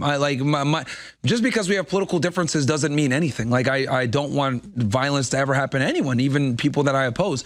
But they don't see it that way. They want us dead. Yeah. They literally want us dead, these people. It's absolutely nuts. Yeah, I definitely think that's a big contributing factor. And I think, just the accusation of Israel killing Charlie Kirk. And again, I haven't really seen any evidence to that except for sort of the circumstantial evidence. Weirdly enough, like my tweet a month before is like kind of the best evidence we have still. I even retweeted it. It's crazy. And so it's not even necessarily that they like did it. It's like something about it just opened up the floodgates for people to go, I'm not going to hold my tongue anymore. And whether it's like Megyn Kelly and Tucker Carlson or Candace Owens or Matt Gaetz now is like going pretty hard against Israel. And it's like that taboo has finally just been lifted and people are just speaking honestly. It's great to see, it's because I think a big reason why is because they've controlled conservative media for so long. Right. Like, for so long, like if you even talked about Zionism or Jewish power, any of this stuff, they'd be immediately ban you, right? On the left and on the right. So I think for, people on the right wing to finally say, yeah, like we're annoyed by this crap, it's like, that's a big deal, man, because they've controlled this side of the internet for a very long time. And that's what was revealed, that's what really is revealed with the stuff Candace Owens is releasing, these text messages and things. Yeah. It's like, this is how the sausage is made. This is how influence is peddled. This is how pressure is applied. Well, the $2 million out, right? Like this is what they do, man. And they've done this for a while. I mean, people thought like Nick was crazy when he said, oh yeah, when I was 18, they canceled me. Oh, bro, you don't know what you're talking about. No, it's true, dude. It's absolutely true. But like, I got demonetized for talking about this stuff. It's like they absolutely control both sides of the aisle. Like they absolutely do. And in the right wing, I would say in the conservative media, they have an even stronger stranglehold on it. Isn't that so weird though? Like that's so backwards to me. And like now, we're finally at this point where people are actually making videos where they're going, I denounce, AIPAC. Like candidates for office are saying, I will never take $1 from AIPAC, and they're getting huge cheers. Like that's insane, first of all.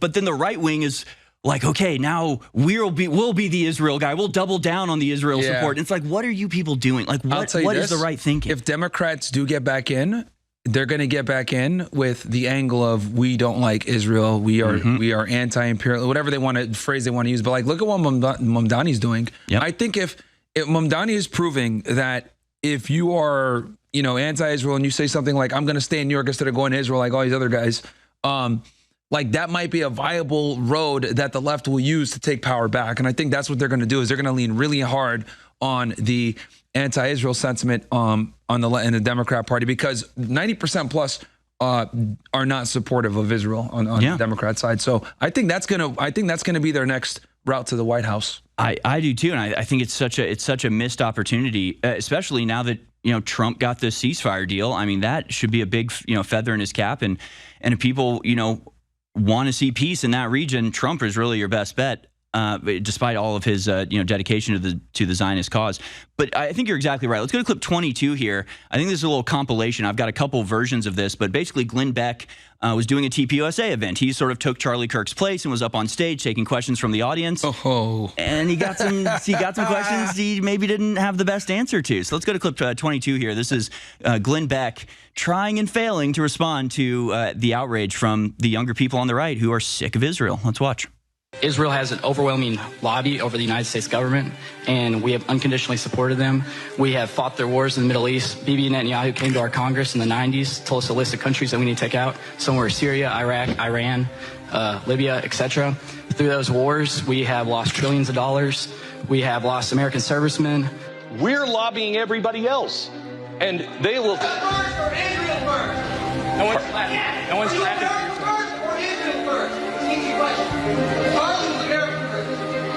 Charlie was starting to notice about the Israel lobby. Could I answer my question? Could I answer the question, please?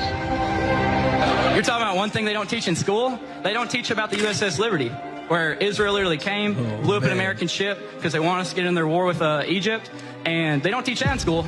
I mean, I'm just saying. Okay, thank you. Thank you for your question. I have a question. Why is there this societal taboo around criticisms of Israel? For example, AIPAC doesn't have to register as a foreign lobby, but like the Australia lobby does. And it just that should be changed. That should be corrected. Look, I am not going to say Israel should have any special privileges. None. So, I mean, this isn't going away. This isn't going away.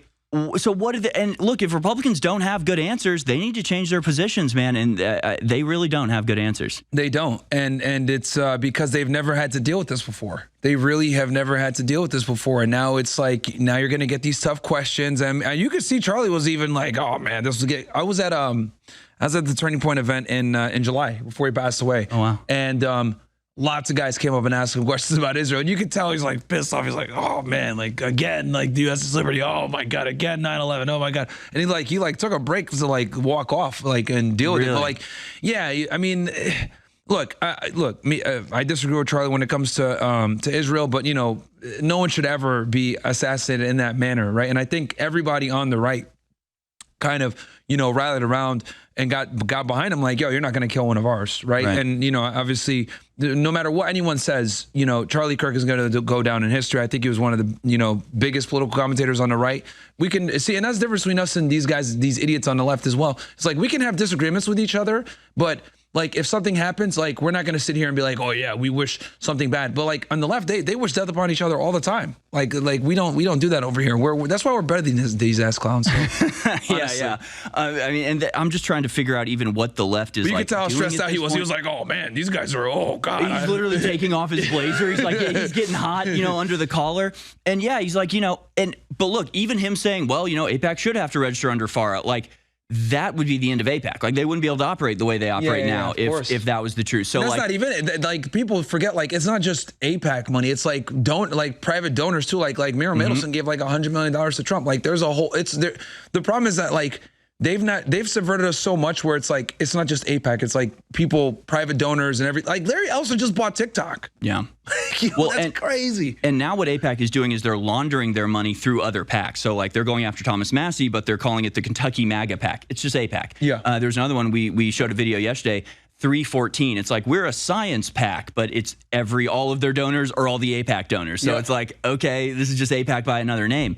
So they see that like their brand is becoming toxic and they're trying to maintain their control while not making it obvious it's them. And of course with AIPAC, the money is important, but even more important than that, I think is the connections it gets you, the good media coverage it gets you. Like you get a lot of benefits being with AIPAC. Yahoo right now, like I think Israel kind of like realized like, oh man, our press is kind of bad right now. And Netanyahu's been like doing like a full court press run the past like 2 months. He did obviously the botched interview with the Nelk boys, which was an L. He did Tatum. He did Trigonometry. He did a couple others. Like he did PBD. Yep. So he obviously is understanding that they're losing a narrative. I think he understood it too late. But them picking up TikTok, this is all in an effort to clean up the image of Israel. And they've already like gotten rid of, you can't even say AIPAC on TikTok now. I know, but it's not going to work, right? It's like, you know, they censor the juice icon, and so people go, okay, well, now we're using the devil icon. You can't censor this. It doesn't work. At a certain point, your efforts to censor are going to cause more outrage. Like, this is obvious. So genie's out the bottle, man. Yeah. So I mean, obviously, the thing they should be doing is introspective. You know, taking an introspective look and going, you know, gee, what are we doing that's wrong? But of course, they can't do that, which is why they always tell people, like Josh Hammer said, anti-Semitism is in your DNA. It's in Europeans' DNA. It's inborn. It's a kind of curse that we're all Dave saddled Smith with. at that event, too. And he got a lot of heat because I was there. He got a lot of heat when Tucker was there. He got a lot of heat for having Dave Smith on there, a libertarian to debate, you know, a Zionist Jew. And they gave him a lot. They gave him a lot of heartache for that, man. So, people are waking up and they can't stop it at this point, right? And because the other crazy thing too, people need to understand is like, it's not just here on the right wing that it's waking up. On the left, they're aware of this too, right? Like all the big political commentators on the left-hand side are also denouncing Israel, right? Maybe for different reasons, more humanitarian reasons, genocide, which is, you know, obviously terrible as well. And here's the other thing too as well. Now that this, you know, conflict is pretty much finished for the most part, I still think Israel's going to do some BS, but I think now they're going to start to investigate what went down over the past 2 years. And they're going to see that this was a genocide in every single way. Every scholar's already come out and said it, but now it's going to be, they're going to like fully investigate it. Right, because we haven't even gotten reports out of Gaza in the last like 6 months because they killed all the journalists. And you're exactly right, because not only they've been withholding the investigation about October 7th as well. So like it's going to come out that was a stand down order. It should, at least, because it obviously was. They've already debunked the mass rapes. They've already debunked the beheaded babies, the babies in ovens and everything else like that. And to this day, Netanyahu still talks about babies in ovens. And I'm like, dude, this has been debunked like, holy crap, man. But they're still running with the Hasbara, right? Even when I was debating Brandon Tatum, you mentioned, I was like, dude, that's not true. It's been debunked. So I predict over the next, now that the conflict is mostly done, in the next 1 or 2 years, you're going to see a lot of ugly things come out. And then the death toll is going to keep going up because keep in mind, they got like, I think 60,000 is what they named. But that doesn't account for people in rubble, people that died from the lack of food. Now the AIDS coming back in when they were saying the whole time that they weren't starving them, but they were. So, yeah, dude, we'll see. It's going to be nuts. Yeah, it has definitely changed. So, like on that topic, what is your take on the ceasefire deal? Do you think this?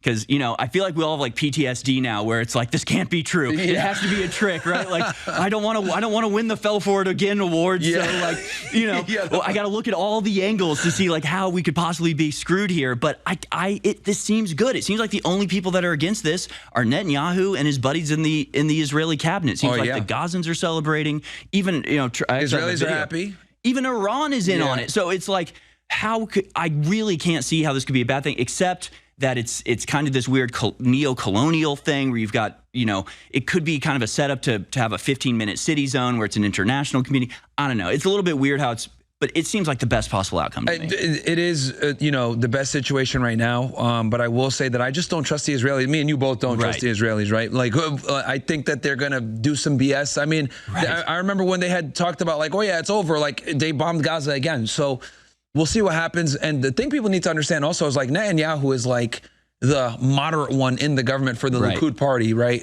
Which is their equivalent to like the Republican party, their right-wing party. But all the other guys that are there that are like supporting him, Smotrich and Ben-Gvir, these guys are all nuts. They're crazy. They're absolutely crazy. And just so people understand like the political climate in Israel, like even his adversary on the left, they even say, we need to annex the West Bank and there's no Palestinian, we're not going to give the Palestinians a state. So even the liberals on their side don't believe in this. And the thing is with these Israelis is a lot of them are genocidal, deranged lunatics who don't look at the Palestinians as people. And this is what happens when you end up with people that in their religion, they're the chosen people, man. It's nuts.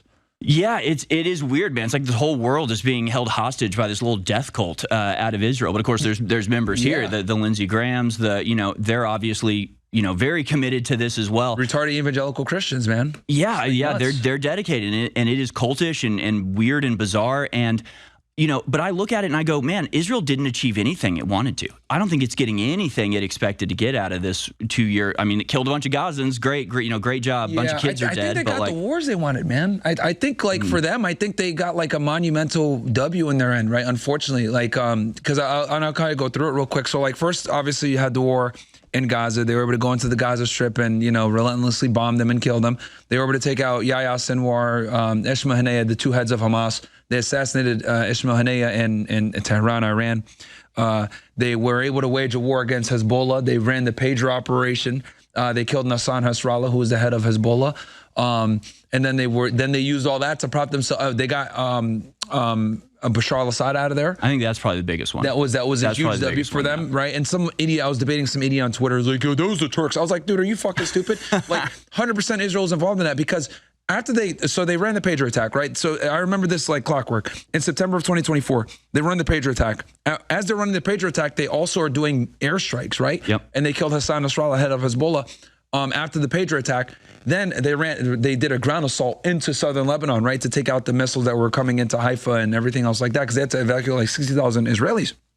And after that was done, there was a ceasefire brokered between the IDF and Hezbollah. And the reason for this, and no one reported this, they're actually getting their asses kicked on the ground. The IDF is not good on the ground. Like Hezbollah is like, they lost in 2006 against Hezbollah. They're not that great on the ground. Israelis never do a ceasefire if they're winning. So they ended up doing the ceasefire, and then immediately, like a day after, dude, the rebels from HTS and Ahmed al-Shara, aka Jalani, they go into Aleppo in Syria, take that over, and then work their way down the M5 highway and took over Damascus in like 3 weeks. Well, did you hear about the app? Have you heard about the app when it came to Syria? Dude, nobody knows about it. It's the craziest story. So the main reason they were able to move through Syria that quickly is because there was an app that was spread through the Syrian army where they said, download this app and we'll send you $50. I think it may have been $50 a month. And so basically everybody in the Syrian army downloaded this app because it had the endorsement of the wife of Bashar al-Assad. And they hacked it and were able to intercept all the communications and were sending fake communications. So they basically took over the communications of the entire Syrian army with this free app they gave. And they were already pissed off because they weren't getting paid. So that's another thing too, because like with the why the rebels were able to kind of come in, the Syrian army just stopped fighting because they weren't getting paid. The government was, because Syria had suffered hard sanctions, man. So they were broke, and Bashar al-Assad had to run out of there. And after he ran out of there and Syria fell, Jalani came in and took the power, and then basically the axis of resistance was cooked, and that opened up it literally opened up the door for them to invade Iran, to attack Iran. Yep, 100%. Yeah, no, I agree with that, and definitely and I think that's how they won. Like for how the Israelis won, they were able to basically destabilize all their enemies, and the only thing left now is Iran. That's true, but it's like, obviously they wanted Gaza. Obviously they wanted the, but it came at a great West Bank as well. Great cost, though, because you're right in that, and because you're saying, hey, what did they win? Yeah, they beat some of their adversaries in the Middle East, but they lost a lot of public sentiment, especially the United States. So that's a big L. And I don't know how they're going to recover that. And especially with the way they keep acting, it's just insane.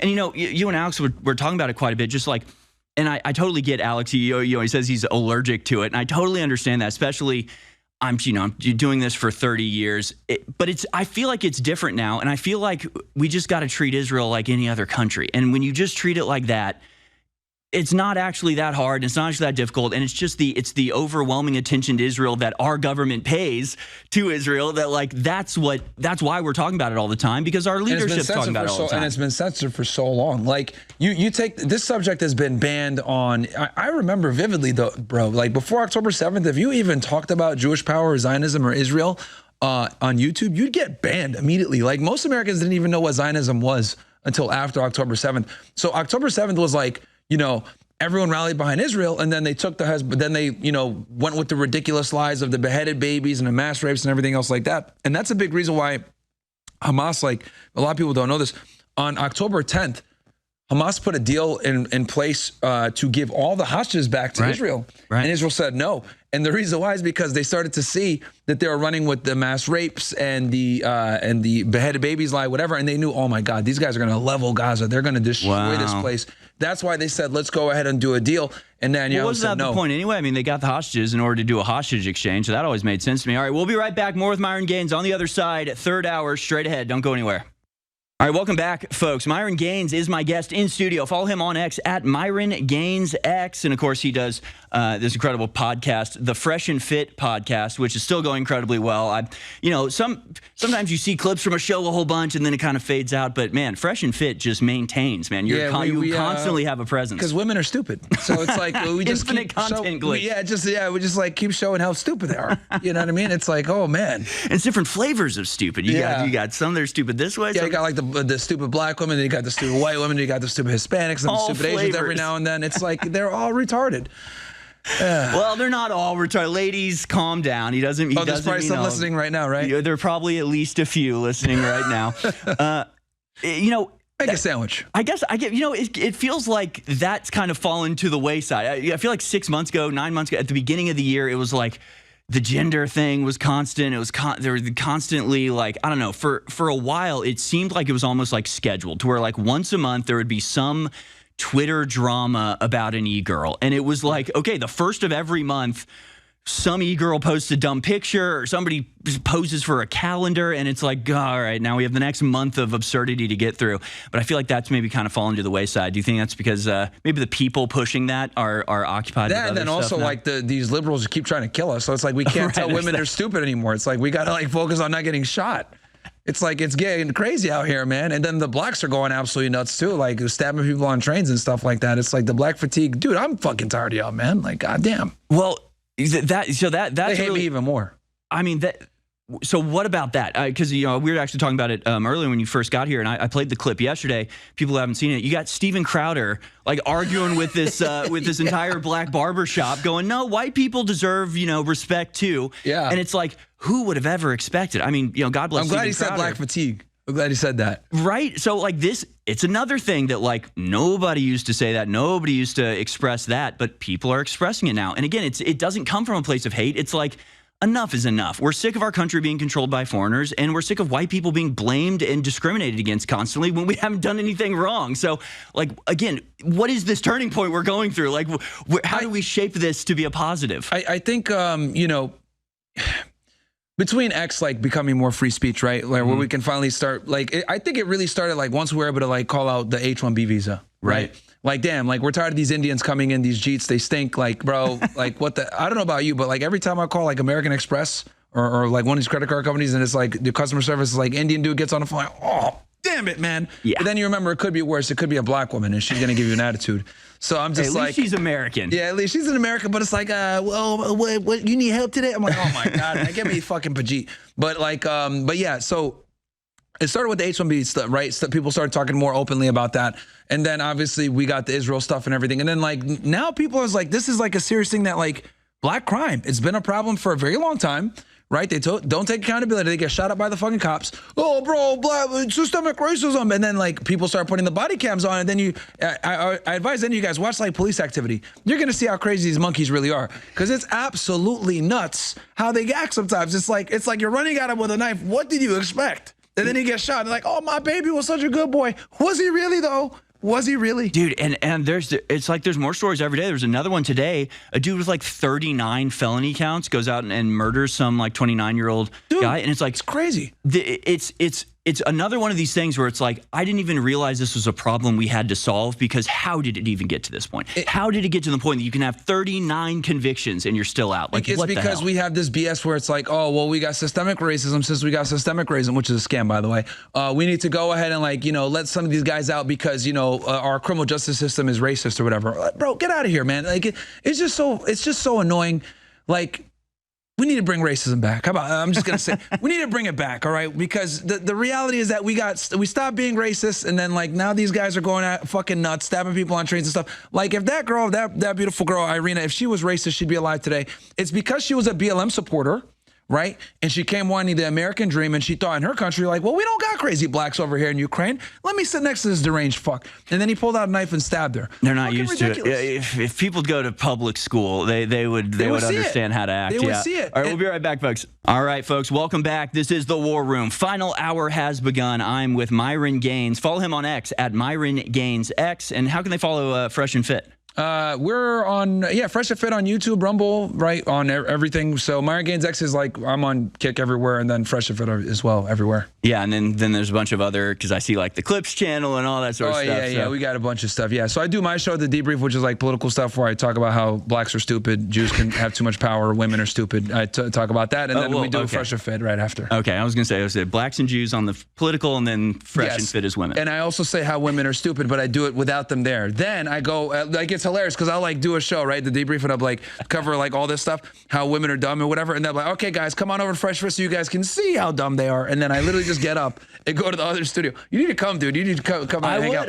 I'd love to. And then I just come and then I sit down and we just start the show, and then people can see what I'm talking about. Well, I mean, I'm a woman respecter, but some of the ladies you find, though, my God. Oh, bro, it's terrible. It's not good. We're cooked in society. Like, there's just 304s everywhere. Dude, it is. I mean, their brains have been broken in a lot of ways. Oh, like, yeah. That's the thing. I feel sorry for a lot of Feminism. them. You know, it's like, you ever see that video of the beaver that they have inside a house, and it's piling, like, stuffed toys to make a dam in the doorway? Yeah. And it's like, it doesn't know what it's doing. It's trying to fulfill its biological function.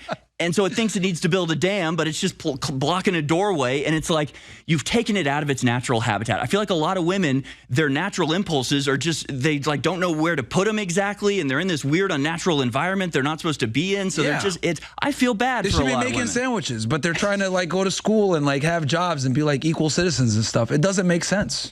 It doesn't make for a happy life. I know that's absolutely true. Women don't want equality. Yeah, this one. Yeah, this video. It's like, what am I doing here? Yeah, it doesn't. It just, it feels good. It feels good. The dopamine's firing in its brain because it's doing what it's supposed to. And yeah, I always look to that when you see like women who are childless who dedicate their lives to like getting criminals out of prison, and it's like, no, you think you're doing a compassionate thing because that's what you're hardwired like the judge to do. that let that weirdo out, the one that stabbed Irina, it was like a female judge who wasn't even a lawyer, let alone a judge. Right. Again, that's the thing that I think we're all like coming to terms with, and I'm sort of constantly reminded of it over and over, is like, our system is so messed up. Like, the more you look at it, the more you're just like, what do we even do about any of this? Like, what do you do when you've got people appointed who were never lawyers, never went to law school, but they're judges and they're letting out people who've been convicted of crimes 30 times and they go out and kill I mean, it's just like, okay, do we need to just like knock over the game set and try again? Like, and how do we achieve that? Like, everything is so far gone. It's so complicated. And then the backstop is supposed to be the people. It's supposed to be that we're supposed to be an informed, intelligent populace that will hold our leaders to account. But now you've got, now you're likely to get more votes if you go up and say, I want to kill my opponent, or I'm going to, Letitia James, I'm going to throw Trump in jail even though he hasn't committed a crime. People vote for real you. estate. So it's I commit the same crimes. It's kind of funny how like she said, I'm going to put him in jail for real estate crimes. Meanwhile, she's like committing real estate crimes. It's like the chutzpah, man. Yeah, dude, it's just absolutely nuts. Same thing with what's the Jew's name? Skiff? Adam Schiff. Adam Schiff. I'm sorry. Adam Schiff. And then they're talking about John Bolton's going to get indicted next week. Oh, that's right. Actually, the crew just brought that in. Thank you for reminding me. Yeah, I got you, baby. Breaking news from the crew here. Criminal charges against Bolton expected as early as next week. The acting U.S. attorney in Maryland is moving forward quickly to seek criminal charges against President Trump's former national security advisor, John Bolton. According to two people familiar with the case, a complaint or indictment could come as early as next week, said the sources who spoke on the condition of anonymity to discuss sensitive matters without authorization. I imagine this probably has to do with leaking as well. It's probably similar to what was happening with James Comey. Well, yeah, with him, I think it was he was like processing classified stuff on like personal emails. I think is what it is. It's going to be mishandling of classified stuff. Well, and interestingly, both Comey and Bolton are technically Republicans, right? Yep. So I wonder if that's why they're being charged first. I think. Well, Bolton has really been, they haven't liked him in forever. I know Trump and Bolton definitely dislike each other. You're fired, Bolton. But Bolton is like, a PNAC, hardcore neocon, one of the guys that got us into the Iraq War. Yep. He was one of the only guys actually from PNAC that wasn't a Jew. But yeah, hardcore neocon, man. Guy got us literally involved with all the wars in the Middle East. Yep. Big proponent on being a war hawk. So, it's like, I'm glad there are indictments coming. It feels like too little, too late. It feels like Trump is still surrounded by bad guys. He's still absolutely like enveloped in the deep state where, for 9 months, apparently, the people he tasked with charging James Comey just don't charge him. And then in the last 5 days, Trump puts in his own personal attorney to get it done. And she barely gets it in under the wire. And they get one indictment about lying to it's like, We're not doing enough. It's not enough. It's not fast enough. I'm not even mad because, like, at first I was like, you know what, man, it's probably a bad idea to like indict and go after your political rivals. But you know what, dude? Honestly, at this point, it's like they try. Yeah. Like the thing is this. It's one thing for you guys to go after him politically, but you guys were committing crimes as you guys were going after him. So it's like, how are you going to like sit here and like, you know, like we're talking about Alex, like punch the guy and then expect him to not punch you when he gets back in. And you guys were committing crimes as you were doing it. And it's easy. It's like with Letitia, for example, real estate fraud, easy. Like this isn't your house and you got like a loan as your primary residence. Like you're cooked. What are you doing? And that type of stuff just goes to like, that's who these people are. If they can get an edge, they'll take it. If they can screw somebody over or cheat a little bit, it's just, that's their mindset. It's just like, you know, this dog eat dog kind of world where they're just trying to screw everybody else over, or else they think they're being screwed over. And it's just like this sickness that's just like poisoning our entire country. And we were talking about this, you know, when you first got here. If the Democrats get back in power, which there's every indication that they will. I mean, we don't forget. We're cooked, bro. Dude, all of us are going to jail. All of us. If we're lucky. I mean, and actually, I thought this was put well by Peter Nimitz on X. It will be trivial for Democrats to designate white supremacy as a terrorist organization and throw a few thousand Republicans, few if any of whom would actually be white supremacists or even criminals, into CCOT in 2029. They're going to put me in there too, right? I'm going to jail. I mean, that's the thing. Guys, it's like okay, Trump is doing enough to like give them the precedent to like really crack down if they want. So they're fighting us now, and they're not in power. This is one thing I will give Democrats and liberals in general like a lot of credit for. They will protest, they will show up, they will do what needs to be done, they'll put money into it, etc. Like conservatives, like we don't really like protest like that. Like January 6th like was rare, right? Let's be honest, like very and we rare. learned our lesson and real they quick, learned their lesson with that one, right? Like because since conservatives don't riot or go crazy like that, why do you think they went so hard on January 6th? Because they don't do it, right? So with the Democrats and stuff like that, they don't even have power right now, and they're rioting in LA. They're in Portland. They're going nuts on ICE and everything. So if they ever get power back, we're all cooked, man.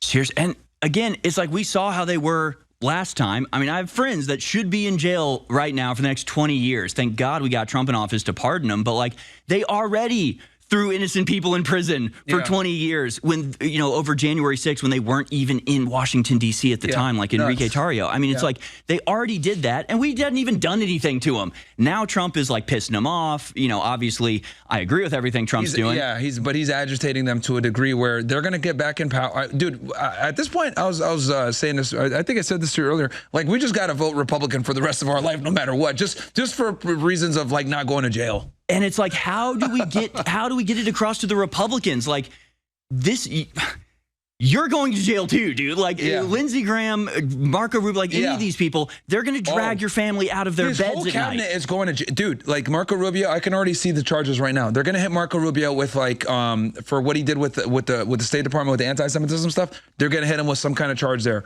They're going to hit Trump, obviously, with war crimes or something like that. Pam Bondi's going to go to jail. You know, J.D. Vance, they're going to try to put him in. Dude, his entire cabinet, if they get power, is going to jail. Yeah, so it's like, okay, we've crossed the Rubicon, right? The classic story, you know, the whole thing. And they started this war. These liberals, like when they indicted Trump in New York City and that just the dominoes started falling, I was like, yep, here we go. And they started it, so. Yeah, and that's the thing with Trump is it's like, nobody understands this better than Trump. So, you know, I feel like part of me is going, hey, Trump, you got to, you know, really focus here. But it's like the man was shot in the face and he still doesn't seem to get it. So it's like, what can I tell him that he hasn't learned by himself? So like, what do you think is behind it? I mean, you know, because, you know, a lot of the white-pilled people, the QAnon people are just like, you know, it's fine. You know, everything's happening behind the scenes. But like, no, we need to see public stuff. We need to see handcuffs. We need to see people thrown in prison. I mean, we went through the list the other day of like the 45 people from the Trump, you know, era that were thrown in jail by Joe Biden. I mean, it's Roger Stone, Steve Bannon, Peter Navarro, Rudy Giuliani, Jenna Ellis. I mean, it goes on and on and on and on and on. So it's like, just the Georgia case alone, like had like 20 of them indicted, man. Right? That Georgia RICO, which was a huge overreach, by the way. She had to dismiss the charges. Like she couldn't even get Young Thug charged. Fannie Willis was doing that straight for clout. It was total BS, and it was all, of course, just to cover up because they actually did steal the 2020 election. So it's like, how do we get them to move on some of this stuff with the urgency that it requires, or do we just need to be making contingency plans here? Man. Because the problem is that this is like so, like, dude, like YouTube, for example, like they banned a bunch of people for political commentary. Like they just let Sneeko back on, right? I'm glad that he's back on. Like they took Alex out, Nick out for political stuff, bro. And it's like, what and why? Because the Biden administration was involved in censoring people as well. So right. It's just, it is a real and a problem in so many different levels, like deep. This is why the Zuckerberg and all these guys like started cozying up to Trump, because they know they were involved in this bullshit. Right. Or the BS. Sorry. No, you're exactly right. And it's like that type of stuff too is like, okay, so often now we'll see these headlines. It's like, yes, we discovered this person was doing this thing, so he's had his security clearance removed. And it's like, what? He committed treason. And he's just not in charge anymore. Or the ADL. It's like, well, the ADL is actually a hate group, so they're not going to be allowed to train the FBI anymore. And it's like, that's not a punishment. Yeah. That is nothing. That's just, now they're the same as me. Like all these guys, like Zuckerberg, because people forget, like a couple of days after January 6th, like January 10th, dude, Trump was banned off everything. Yeah. Everything. I don't even think you could get an Uber. Yeah, no, seriously. Well, and of course, the video that he posted telling everybody to go home and be peaceful, they remove and then say he was calling for violence. Delete the tweet, the tweet as well, where he said it. Like and it's funny because like in DC when he got charged, they charged him with the January 6th stuff. Well, when he got charged federally under Jack Smith. Yeah. So. Absolutely nuts, man. And then Georgia was the whole RICO, and then Florida. Well, the Florida case, I will tell you this, that was the one that worried me because like when it comes to like documents, there's not really much you could do to fight that. Like they're gonna say, oh yeah, it's national defense information, right? And when it's national defense information, classification doesn't matter. Yeah, things could have gone a lot worse, but yeah. Again, I'm just baffled at the lackadaisical nature of the Trump administration. He's gonna have to give himself a pardon and everybody else on his way out. There's no way they're absolutely gonna come after. If a Democrat gets in, they're absolutely gonna come after everybody, dude, in this administration. Everybody. And as far as I can tell, a Democrat's gonna get in because, especially with the Israel case, like I think Trump is. I think that's the only way they could get in. What? They'll have to like really lean into like the Mamdani strategy of like we're anti-Israel, whatever. I will say that they lost the young men, which is good. The lefted. The lefted, yeah. Kamala Harris actually spoke about it in her book. Yeah, how me and Andrew Tate. She credited you. Yeah, she heard us. She said we heard her election, which all of you guys owe me one. So oh man, pat on the back. But seriously. But yeah, no. All jokes aside, though. If they get back in, we're cooked. But I think the only way they're going to get back in is really leaning into the Israel thing, saying like, yeah, we're against it. But now the conflict is done, so who knows by 2028 who's gonna who to beat? Newsom probably, right? I don't know. AOC.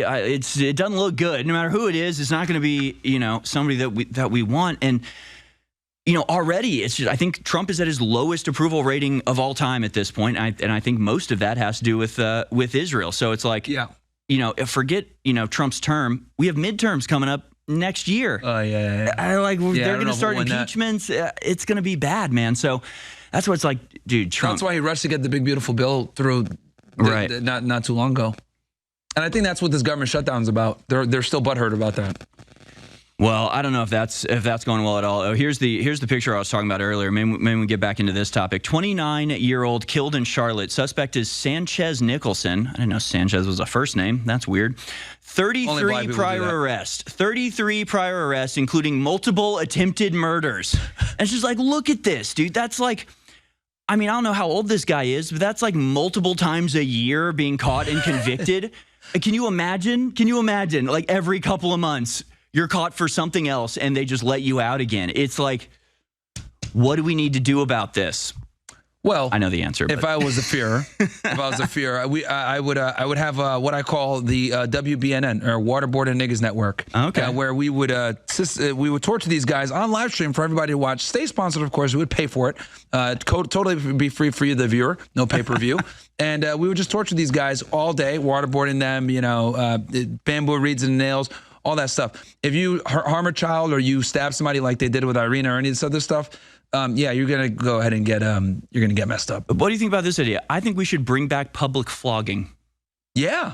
You like that? Yeah. Because here's the thing with these criminals, like they kind of have egos. Like that's what I'm saying. They don't want everyone in the world to see them get beat up. I'm slapped up. That's what I'm saying. So I got to waterboard them and, do this type of, Plus, like, people, it sounds cruel when you say it, but like, think about it. Would you rather spend 3 years in a concrete box, or would you rather get smacked with a whip a couple times? Like, I would choose the whip. Honestly. Yeah. So, I mean, I think people it's would choose embarrassing and shit. They put them in stocks. Put them in stocks. Strip them naked. Maybe they can have like a shawl or something in the front, but like, and it's got to be done publicly. It has to be public. It has to be live streamed. And it has to be the oldest, whitest dude you can find with a good whip hand. Smacking them, humiliate them. I think that would drop the crime rate like 20 points in a day. Absolutely, because no one's going to want to get like whipped or put in stocks or waterboarded and look like like a softie in front of everybody. You know what Seriously, I mean? Because going to jail, it's kind of like a point of pride. And, it's like cool for them. Like, I did my time. Okay, we'll see how you're going to do your time when we waterboard you. Okay, like we'll see how you like that. Okay, Jerome. I'm saying the psychological thing of the whip, and you get an old guy. I mean, you dress him up like a Confederate soldier while he does it. It would be entertaining. It would cost less money. I mean, we're paying to house these people their whole lives. Like, just hit them with a whip a couple times and send them back home. So if it's a black dude, waterboard a nigga network or a waterboard a news network, right? If it's a white person or a Jew, hey, nobody's safe. By the way, this is just so you guys know. This isn't. It's gonna be for all races. We just know it's gonna be blacks most of the time. But if you're a Jew, you're doing this other stuff, bro. We're gonna get you too, man. You're gonna get whipped or waterboarded or whatever. Could you imagine if like you whipping a Jew? That'd be funny. And they're the ones that like started the slave trade. That'd be nuts. You'd have to have a different have a race black dudes whip him. Exactly. Toby whip Mordecai. How crazy would that be?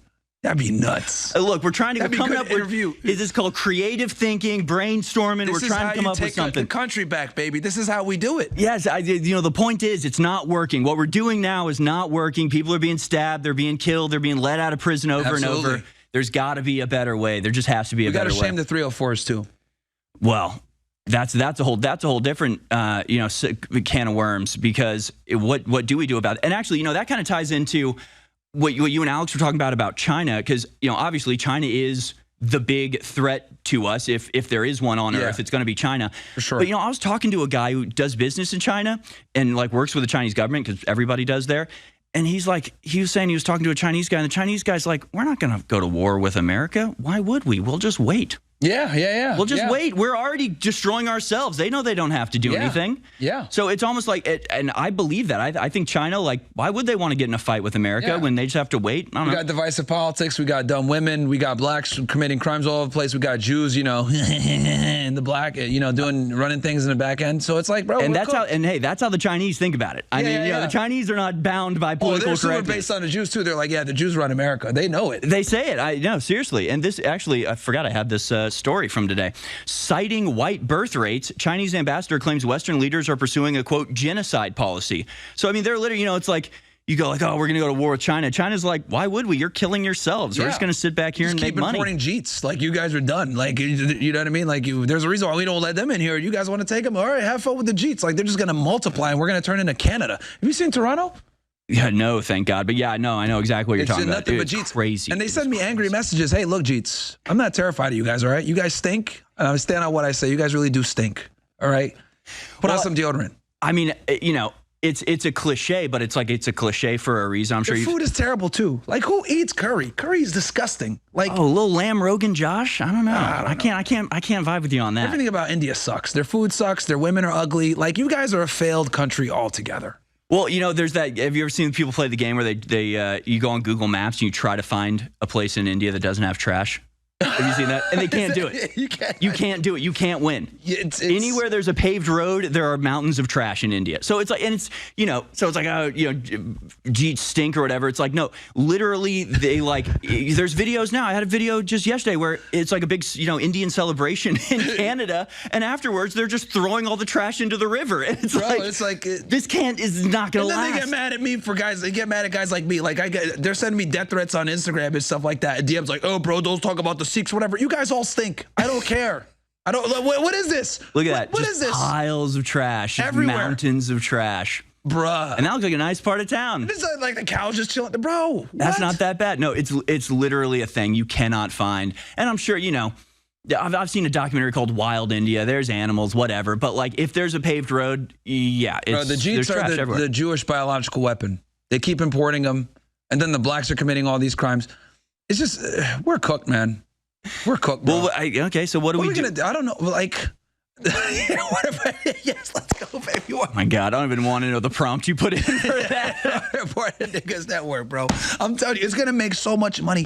We will be fucking making money. We will be making money hand over fist with the WBN, WBNN, man. I'm telling you, bro. You know, you might have something there. And there's this. As a white man, I understand this very deeply. From Alfred Albion on X. Whites are less than 10% of the world's population. I think it's probably less than like 7% now. Yet, in most white countries, special status of minority is given to non-white residents. A Chinaman in Wales is a minority, yet there are 1.3 billion Chinese and 3 million Welsh. This is the mindset that we need to break out of, where it's white people in white countries going, we have to give it up for these poor minorities. Yeah. Meanwhile, there's a billion Chinese in a country that's exclusively theirs. Yeah. Well, it's bad when guys like me are like running around like, yeah, you know what? It's probably a problem if we're not if we don't stay a white majority country. Then I get like the dumb niggers. Oh, well, yeah, this guy's a cool. Hey, do you want to live around a bunch of black people? Last time I checked, when you niggas get money, you don't live around blacks either. So shut up. Well, shut up. But you know, that's the Nobody crazy. wants to live around blacks. But like, also, why? Around blacks, you can't relax. You can ask Arena about that.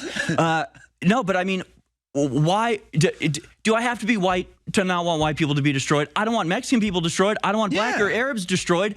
What is it about white people that it's like it's only us that care about ourselves? They'll tell you you're a white nationalist for saying that, or you're a white supremacist, right? But I've been saying it too, like, bro, it's kind of a problem when the whites aren't the majority. I don't want a majority of Indians or Jeets or even Arabs and Muslims. If I want that, I'll go to UAE, bro. Well, it's not, to me, it's not even about like. And this come from a Muslim dude. I even say, like, bro, if I want a Sharia law, I'll go to the UAE, I'll go to the Middle East, man. Like, I'm here in America for a reason, man. And that is the thing, is they'll say, oh, you care about white people continuing their, I mean, the 14 words. I remember being like middle school and being like, this can't be right. The 14 words are basically saying white people deserve existence. It's like, how is this a hateful thing? And that's considered white supremacist, you're white nationalist. You're a Nazi, blah, blah, blah. And really, it just means you're a decent person. It really just means you don't want to race genocided because you're not evil. Interesting. Like, well, hold on, we got to go to break. We'll be right back. Sorry.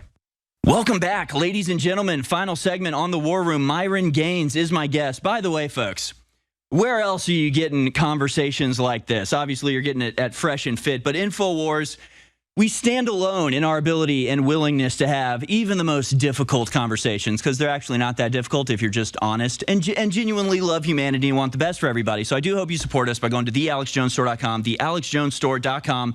Right now, it's the $19.97 InfoWars mega sale. You're getting every T-shirt for $19.97. We got the new Veteran of the InfoWars design, plus 50% off CMOS gummies.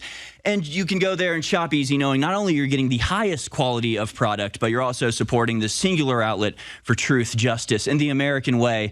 And no matter what happens with InfoWars, and it's all still up in the air at this point, thealexjonesstore.com is not owned by InfoWars, is not subject to the courts, and will power us into the future as we build whatever escape pod is necessary to get to the stars. Make sure you guys support, man, because I was able to say nigger and Jews here, so this is great. Like, this is fantastic, the fact that I can openly say what I want to say. So you guys got to support these ninjas, man. Hey, is anybody else open? Well, and let's, we can talk about that, because, like I said, when you were talking to Alex, I kept wanting to like interject, because I get the impulse. I totally understand. And it was kind of more intense when I was first working at InfoWars, where like, if you ever talked about the Jews or Israel, it's like that became what, I'd take calls. Every call would be about that. That'd be the only thing people want to talk about. I got people calling me Mossad. I got people calling me Nazis. And it was just like, you know what? I'm just avoiding this topic outright. Well, I mean, good title, you know what I'm saying? It's annoying. It's annoying when you're not one. But no, it's like I kind of get the impulse where it's just like, oh my God, this again. And it's just like, there's nothing you can say. Nothing's ever good for anybody. So it's just like, people are obsessed with it. So I totally get that impulse. Yeah. A lot of people do get obsessed with it. On both sides. Yeah. And speaking of which, I will say this, because we didn't get to say this on air with the Asians. The Asians, like, get it, man. No immigration. Like no crimes, no nothing. Like, this whole melting pot thing. It was a scam, man. Like, I'll be honest, like, you guys aren't going to get a base Sudanese person like this often, right? I'm like, one of the few, but the rest of these guys are heathens. I'll be honest with y'all, man. Like, it's cooked. Well, but is it because you're willing to say it, or is it because other people don't? Because my experience is most people of other races are just like, perfectly open and happy with being racist compared to white people. The smart ones are. Like, I think being racist is a trait of being higher IQ because you're able to notice patterns, right? You start to realize, like, damn, like, women are dumb. Like, these Jews, why do they have all this power, right? Why do blacks keep committing acts of violence, right? What's going on? You guys can play basketball, but you decide to shoot for real instead of shooting the basketball. What's going on here?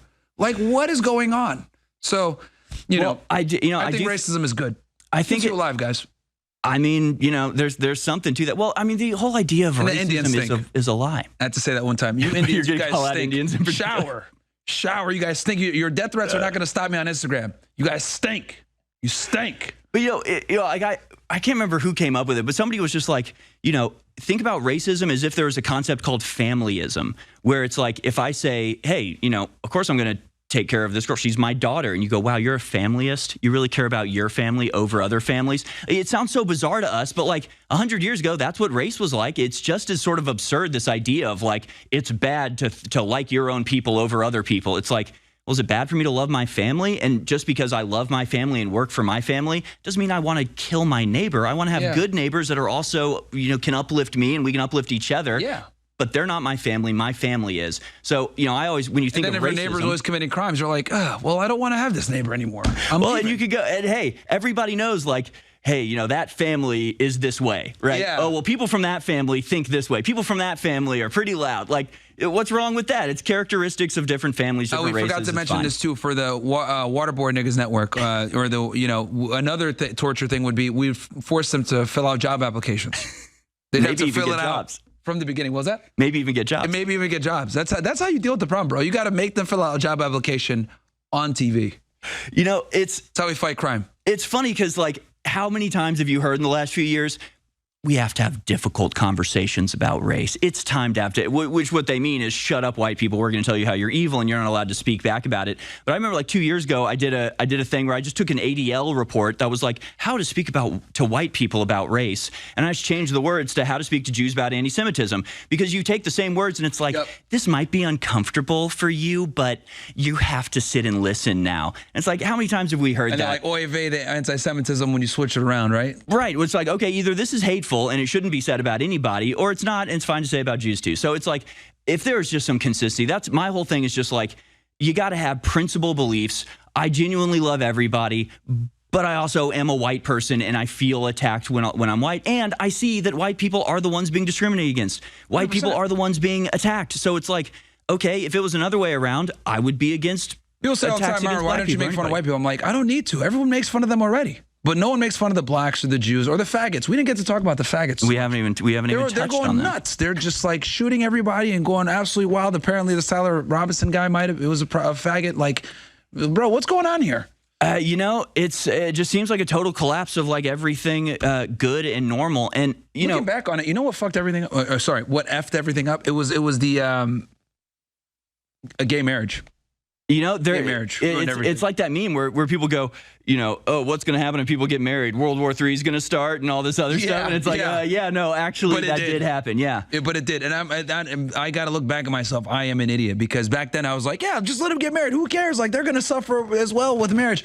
Nah, bro, that was the slippery slope that caused all of the problems. There's definitely something to that. And because I was kind of the same way where I was more like, this is like 15 years ago when I was like 20 years old or something like that, yeah. Well, and my thing was always like, well, look, a marriage is really a religious thing, and so it's like, I don't think that churches should be marrying people, but that was exactly my position. Right, and like, so let them get what's it called? Civil unions. Yeah, that was my position too, where it's like, well, if it's just like an agreement that the government is there. Dude, us millennials, bro, us millennials are stupid. Like, we ruined everything, you know what I mean? Like, I know, man. Did you vote for Obama in 08 too? Or no? Yeah, I did. Oh, man. I'm sorry, America. I try to help you guys out with getting Kamal out of here, but we did mess up some things. Our millennials really created a lot of problems, bro. I got to be honest. We must be the same blacks age. Have too much power by letting Obama come in. The Jews ran rampant because we never challenged them or questioned them. Like, at least these Gen Zers, like, they're like questioning, like, USS Liberty, like, what's going on here? Meanwhile, we're over here like, yeah, the Jews are our greatest ally, like idiots. Well, it's funny because people get on me because I admit that I voted for Obama when I was 18. I did too. We're both dumb. What are you going to do? But like, you forget that he was running against John frickin' McCain. Yeah, so it's like, I was against war, and Obama said all the right stuff. So for me, it was like he made the right pitches. He promised to get out of wars. I was like, tight. I don't want to go. Dude, if they weren't alive in our era, they would have voted for him too. Like McCain 100%. Was not cool. Remember, he used to do he was the worst. He used to do like this when he talked. You remember this? Yeah, the stiff yeah. hands. Yeah. He used to do this all the time. Well, like, and honestly, him picking Sarah Palin, to me, I was like, this is like the most important choice that you'll maybe ever make as president. From Alaska. Well, and it's pandering, right? He picked her because she was a woman. And to me, I was like, I can't trust you to make really important decisions if you're basing them off of just like, what's popular right now? What can I do to get an advantage at this moment? It's like, you're picking somebody who's one heartbeat away from the presidency, and you pick them because they're a woman. Like, screw you. So he was old. Like, and the other thing too is like, you guys got to remember, like from our era, like the Iraq War, like we woke up to the Iraq War like too late. Right, that it was an L and everything. We didn't have alternative media like you young guys now. So I know, because I see some Gen Zers probably like, oh, you guys are stupid, which we are a little bit.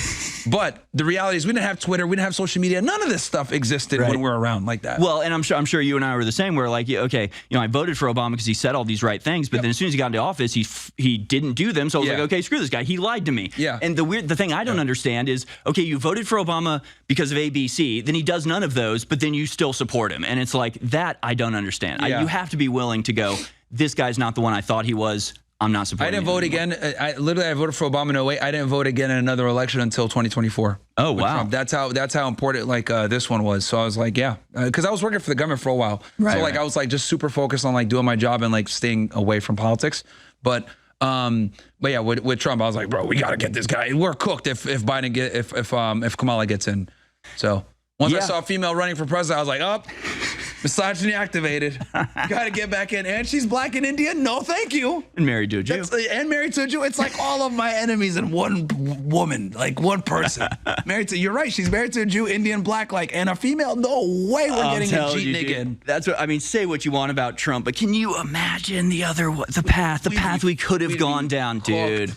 We'd be cooked, dude. Me and you would be in jail right now, I think. It's not unlikely. It's not. We wouldn't even be able to do this pod now. If like, could you imagine? It would be like the Gestapo agents coming in and getting us right now. Yeah, we got to take advantage of this free speech while we still have it to any degree whatsoever.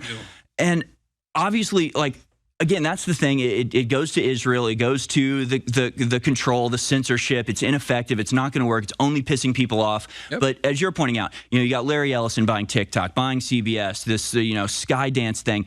Clearly, they're like feverishly working to try to get like all these control systems in place. And Larry Ellison goes up and talks to Tony Blair at the World Government Foundation and says, we really need a single database with all the data in the world, and then AI will control how people will behave. And it's like, okay, that's the blueprint, so let's stop them from doing that. So I mean, clearly they see the way the winds are going. They see they can project into the future and go, people really don't like us. The only thing they have is like shut everybody up, shut it down, take over all these things. And it's like, why don't you just try to be cool? Why don't you just try to stop killing people? This is just crazy. He's a Jew and like the biggest donator to like the IDF. Biggest donator to the IDF. That's like every single time, man. Well, I mean, clearly that's where, when it comes to Larry Ellison especially, that's where his loyalty lies. The emails came out recently where he's corresponding. Rubio. And he's saying, Rubio will be great for Israel. I'll connect him with Tony Blair. And it's like, it's clearly what their priority is. Yeah, I call him Marco Jubio, because like, and you look at a lot of his policy, it's like, oh, does this benefit Israel? Yeah, he's a good speaker too. But yeah, dude, Adelson's give him money. He's from South Florida. South Florida's controlled by Jews. It's like, man, Mustache Man was right about some stuff, bro. That's all I gotta say, man. He was on the side, man. Well, see that I feel like is the false dichotomy. And I was playing this yesterday again, fighting to try to get people to understand like where Alex is coming from, where we're coming from at InfoWars. It's like InfoWars has gotten us this far, and whether you want to appreciate that or not, alternative media, mainstreaming ideas like false flags, making people not trust. I mean, look, InfoWars been around since the 90s, man. Like, people got to understand that, like, this has been, like, alternative media was not a thing. Like, we didn't get to grow up with it. Like, it was still, like, growing and everything. Like, all these young people that have all, like, this is, the fact that we can sit here and say faggot on the air, you guys know how awesome that is? Dude, it is insane to imagine. I can't even picture, but CNN won't do this. But, dude, think about fighting for 30 years. being on pure Americana, pure just 1776, the Constitution, America. You fight for 30 years, just winning unbelievable victories. I mean, Alex was the reason Trump got elected, let's be honest. Yeah, big part of it, I mean, yeah, they literally testified to that in the court case because they were trying to prove what big influence they had.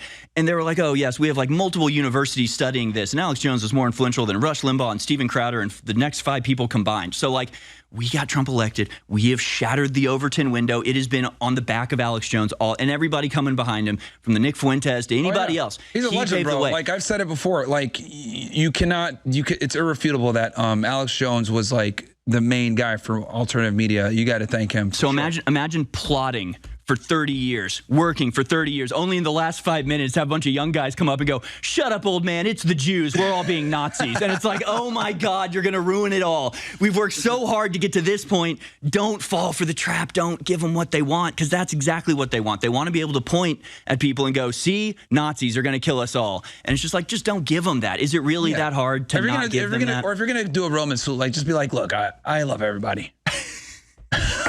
Well, but that, that's it. And I have to, to pat my own back, pat myself on my back for a minute. When Kanye came and did the interview here and was saying, I love Hitler, and it was, that was like, everybody like, oh my God. And I looked at it and went, it was Kanye after Katrina who went on TV and said George Bush doesn't like black people, and that was insane back then. Now that's such a mild thing. Everybody in media says that. And they took that out of context. He said, "I love all people." Like he said, they should have cut that part out. I love how they cut that out. Like they're like, "Yeah, I love Hitler," but they're like, "I love Hitler," and they just ended it there. It's like, no, he said, "No, I love all people. I'm a Christian." Yeah, people are going. He was spouting Nazi talking points, and he said, "I love the Nazis. I love the Jews." I don't think that's a Nazi, but I don't think you'd find many actual Nazis with that position. Say that. He did say. He said, "I love the Jews. I love Hitler. I love everybody. I'm a Christian." And they obviously cut it up in a certain way to make it look a certain way. So as much as that was an insane interview and a very fun interview, it was great. He was kind of just ahead of the curve. He kind of, everybody else is kind of following behind him. Maybe not going as far as him, but like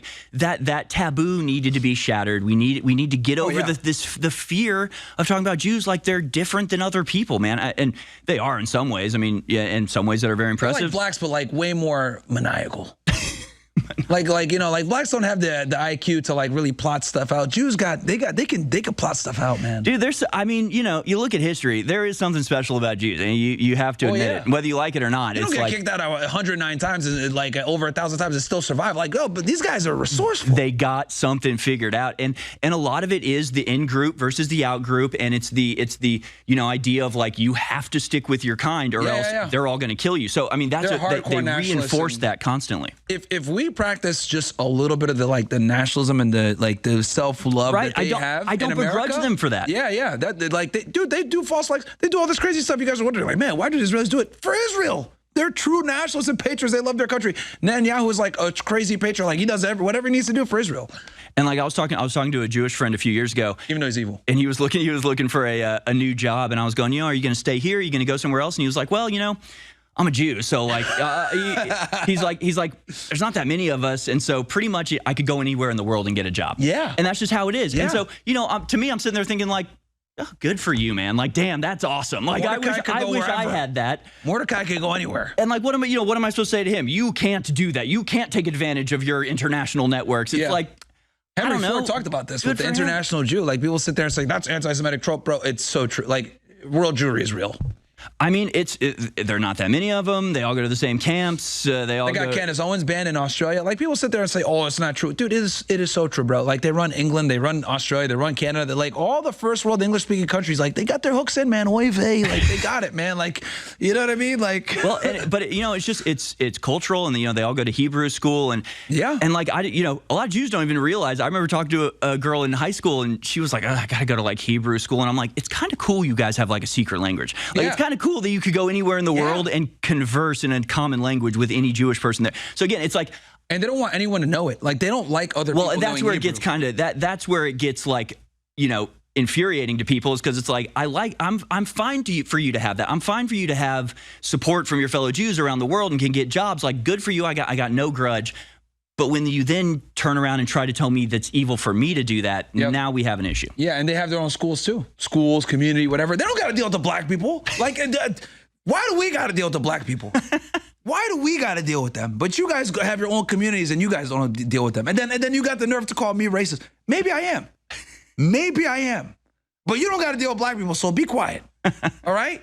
The only way you guys deal with them is when you give them music record contracts or when you make them play NBA or whatever. Like, yeah, dance, monkey, play some basketball, make me some money. Then you, oh, yes. And then after that, you know, they leave, right? They don't got to deal with them. They don't got to live next to them or anything like that. Disavow. I disavow. No, but, you know, again, it's like they can only... The mainstream media at large can only, like, push division and like demonize white people and like say the most horrible thing. It's like you're gonna get backlash, man. People are gonna go, oh, this is the game we're playing. All right, square up. Like, okay, you want to talk about this? And again, I have trouble resisting that. Right? There's a video I talk about all the time from The Cut where it's like, what are white people superior at? And it's a bunch of black people just being like, I don't know, smelling bad. And it's like, oh, you want to go? Okay, we're talking about stereotypes now, but I have to I'm like, no. We got to love them. We got to love, you know what? Instead of hating black people, I'm just going to love white people. How about that? I'm just going to love white people even more. And that's going to be my You're on your own. I hate them. I hate well, you can hate them if you want. No, just kidding. You can. I mean, they're just so easy to make fun of, though. It's like, bro, like you guys can't speak English properly. It's like ask instead of ask. You commit crimes. You guys don't want to do jobs. You bunch of porch monkeys, watermelon felons. It's like, bro, it's like the jokes are just like they write themselves. Like, it's just so funny, right? It's like, you know, let me ask you a question. Why you racist? Ugh. It's like, bro, oh, man, you guys just. Well, you know, it's. Honestly, I wish they were doing it. I don't want to live in a country where like a huge portion of the population is just in desperate, abject poverty and committing crimes all the time. Like, been to St. Louis, like, man, nobody, bro. These black neighborhoods are terrible. Yeah, but wouldn't it be great? Wouldn't it be nice if like you go into a black community and be like, this is wonderful? Like, no, it's. You gotta hide your stuff. You know, you gotta hide your jewelry. You don't want to get stabbed. You don't want to get shot. That sucks, man. So you know, it's like gang violence. Why would I want black people to be in that position? I definitely and then when they go to don't. other places, like, have you seen them like in Tokyo? No. Like they act like idiots and stuff like that. It's like, you know, then the Asians remember why they don't have them there either. Right. Well, and that's, you know, that's the thing about Asian countries. Like, I went to Japan for 2 weeks. It was like the best 2 weeks of my life. And like, there were things I couldn't do because I was white. You try to go into a bar and they go, Japanese only. And my response to that is like, good for you. Keep it up. You know? Yeah, they're openly racist too. Like, they'll call you a gaijin. They'll be like, no, you can't come in. Yeah, and it's like, what am I supposed? Am I supposed to be offended at that? I'm like, good for you. No, I'd ruin your vibe. So like, it's fine. I get it. I respect it. I'm happy for you to have what you have. That's why I don't like care about people calling white people racist, because it's like, when I'm in the opposite position, I don't feel like that. I'm not mad at the Japanese for not accepting me. They're Japanese. They can accept whoever they want. Racism is good. I truly do think I think it's a good thing. It keeps you safe, keeps you sharp. Smart people are racist. You know, it is what it is, dude. Like the hierarchy people I know, they're all racist because they can recognize patterns. Well, you know what's funny to me is I feel like everybody kind of maybe goes through this sort of thing where it's like, first you learn about like the founding fathers, and it's George Washington didn't chop down the cherry tree, and they're sort of like upheld as gods or whatever. And then, but then like you go to school and you learn actually they were all racist, and you're like, oh man, they were all bad. And then you're like, no, they weren't. They gave us the Constitution. They weren't racist. But then you go read their letters.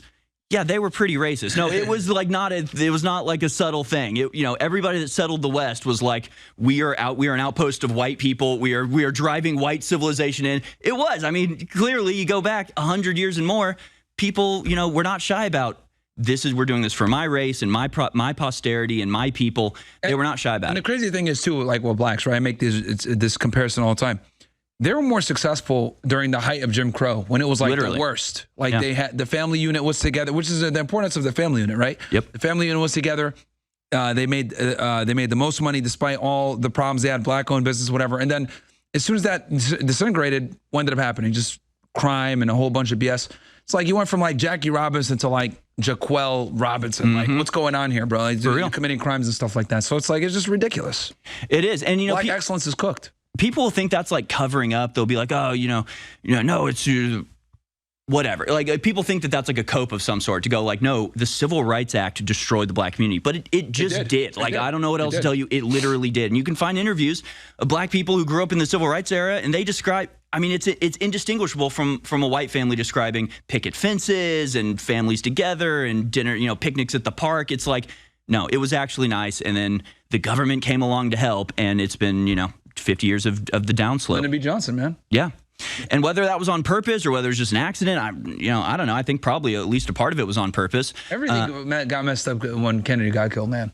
Seriously, you talk about a turning point. You want to talk about a turning point? Like, we lost our nuclear weapons, the Jews stole them, Lyndon B. Johnson took power, USS Liberty happened. It's like, dude, we got cooked. AIPAC and FARA and all that, yeah. Yep. And that's another one. And like that's kind of the JFK was thing. the last real nigga left. Well, yeah, and our RFK Jr.'s not doing too bad either. The Kennedys are just an interesting clan. Yeah. But yeah, that's one of those things where like, I would always have people come up and be like, so who really killed JFK? And I'm always just like, do you really want to know? And they're like, oh, okay, Israel. And I'm like, yes, thank you. It's just yes, Yeah, absolutely I know. had a hand in it. It's like cliche at this point, but like, yeah, there's a lot of stuff you can look back to. There's a lot of evidence for that. There's a lot. You ever see this video? No, you see what this guy's doing? I don't know. Who is this? This is Shmuley, and he's talking about like Hitler, and he's like gyrating. You ever see this video? Yeah, I call him the rabbi dildo. Dude, he is so or the dildo rabbi, excuse me. weird. But this is another one where it's like, okay, does Rabbi Shmuley really think he's helping the Jewish people, or is he deliberately trying to piss Dude, people even off? people like Ben Shapiro say this guy's hurting. Right? Like, he's like messing it up for them, bro. And he looks like the happy merchant too, because he has like the weird like pox on his face and stuff. Like, he literally, like, if he did this, like, you'd be like, oh, that's him right there. Drawing him accurately would be a hate crime. That's Precisely, yeah. The ADL would lose their minds. Anti-Semitism, oy vey. And I look, I'm the same as Alex was saying earlier today. I would be so happy if we just didn't have to talk about this anymore. But like, clearly, we got to talk about it until we don't have to talk about it. And the reason that we're in the situation we are now is because we haven't talked about it. Yeah, for decades. For decades, this was a banned, censored topic, man. Like, you couldn't talk about this at all. Well, they can't stop us anymore, folks. Can't censor us all. That's gonna do it for us for this week. Myron Gaines on X at Myron Gaines X. He of course hosts Fresh and Fit podcast, the world's #1 men's podcast. The dumbest ladies out there. Go find them on Rumble and YouTube Monday through Friday at 5 p.m. Eastern time. Thank you so much for joining us as always, Myron. It was a good time, man. Thank you for having me. We didn't piss anybody off today, did we? Maybe the Jeets and Indians and the Jews and the blacks, but it's fine. Hakeem Jeffries, the petty tyrant, wants you to shut up. Why don't you just keep your mouth shut? He doesn't want you to have free speech. He doesn't want you to be able to exercise your views and stand up for yourself. That's because he, like other tyrants in the EU and Canada, the UK, the Democratic Party, can't win with their ideas that are so unpopular. They can only silence people. So in honor of him trying to tell all of us to shut up, can you shut up? You get an additional 10% off right now at thealexjonesstore.com on top of all the other big sales with promo code Hakeem. It's that simple. You know Hakeem Jeffries, the Democratic Party, have been attacking us, attacking you, attacking President Trump, trying to bully us into submission, but it's not going to work. And the larger store sale that's going on right now is all of the Patriot t-shirts, the Patriot apparel, the widest selection, some of the best designs are 1997 in honor of myself and the crew launching Infowars.com in 1997, 28 years of the Infowar. So that is the Veterans of the Infowar sale. And on top of it, 10% off at checkout with the promo code Hakeem. And there's a bunch of limited edition Infowars, Veterans of the Infowars shirts, all the original designs and more. Because if Infowars is shut down and the bad guys get the name, they've said they're going to try to stop us from using the term Infowar in the future. But it's a generic term. It belongs to the world. They're going to try to misrepresent it with The Onion and Bloomberg, who are running all of this. It's going to blow up in their face big time. But regardless, for original Infowars designs and these limited editions that help fund this operation and the future operation, the Alex Jones Network backup, it is critical to get these right now because it could be your last chance. It's all coming to a head right now. So thank you all for your support. You are veterans of the Infowar, and I salute you all.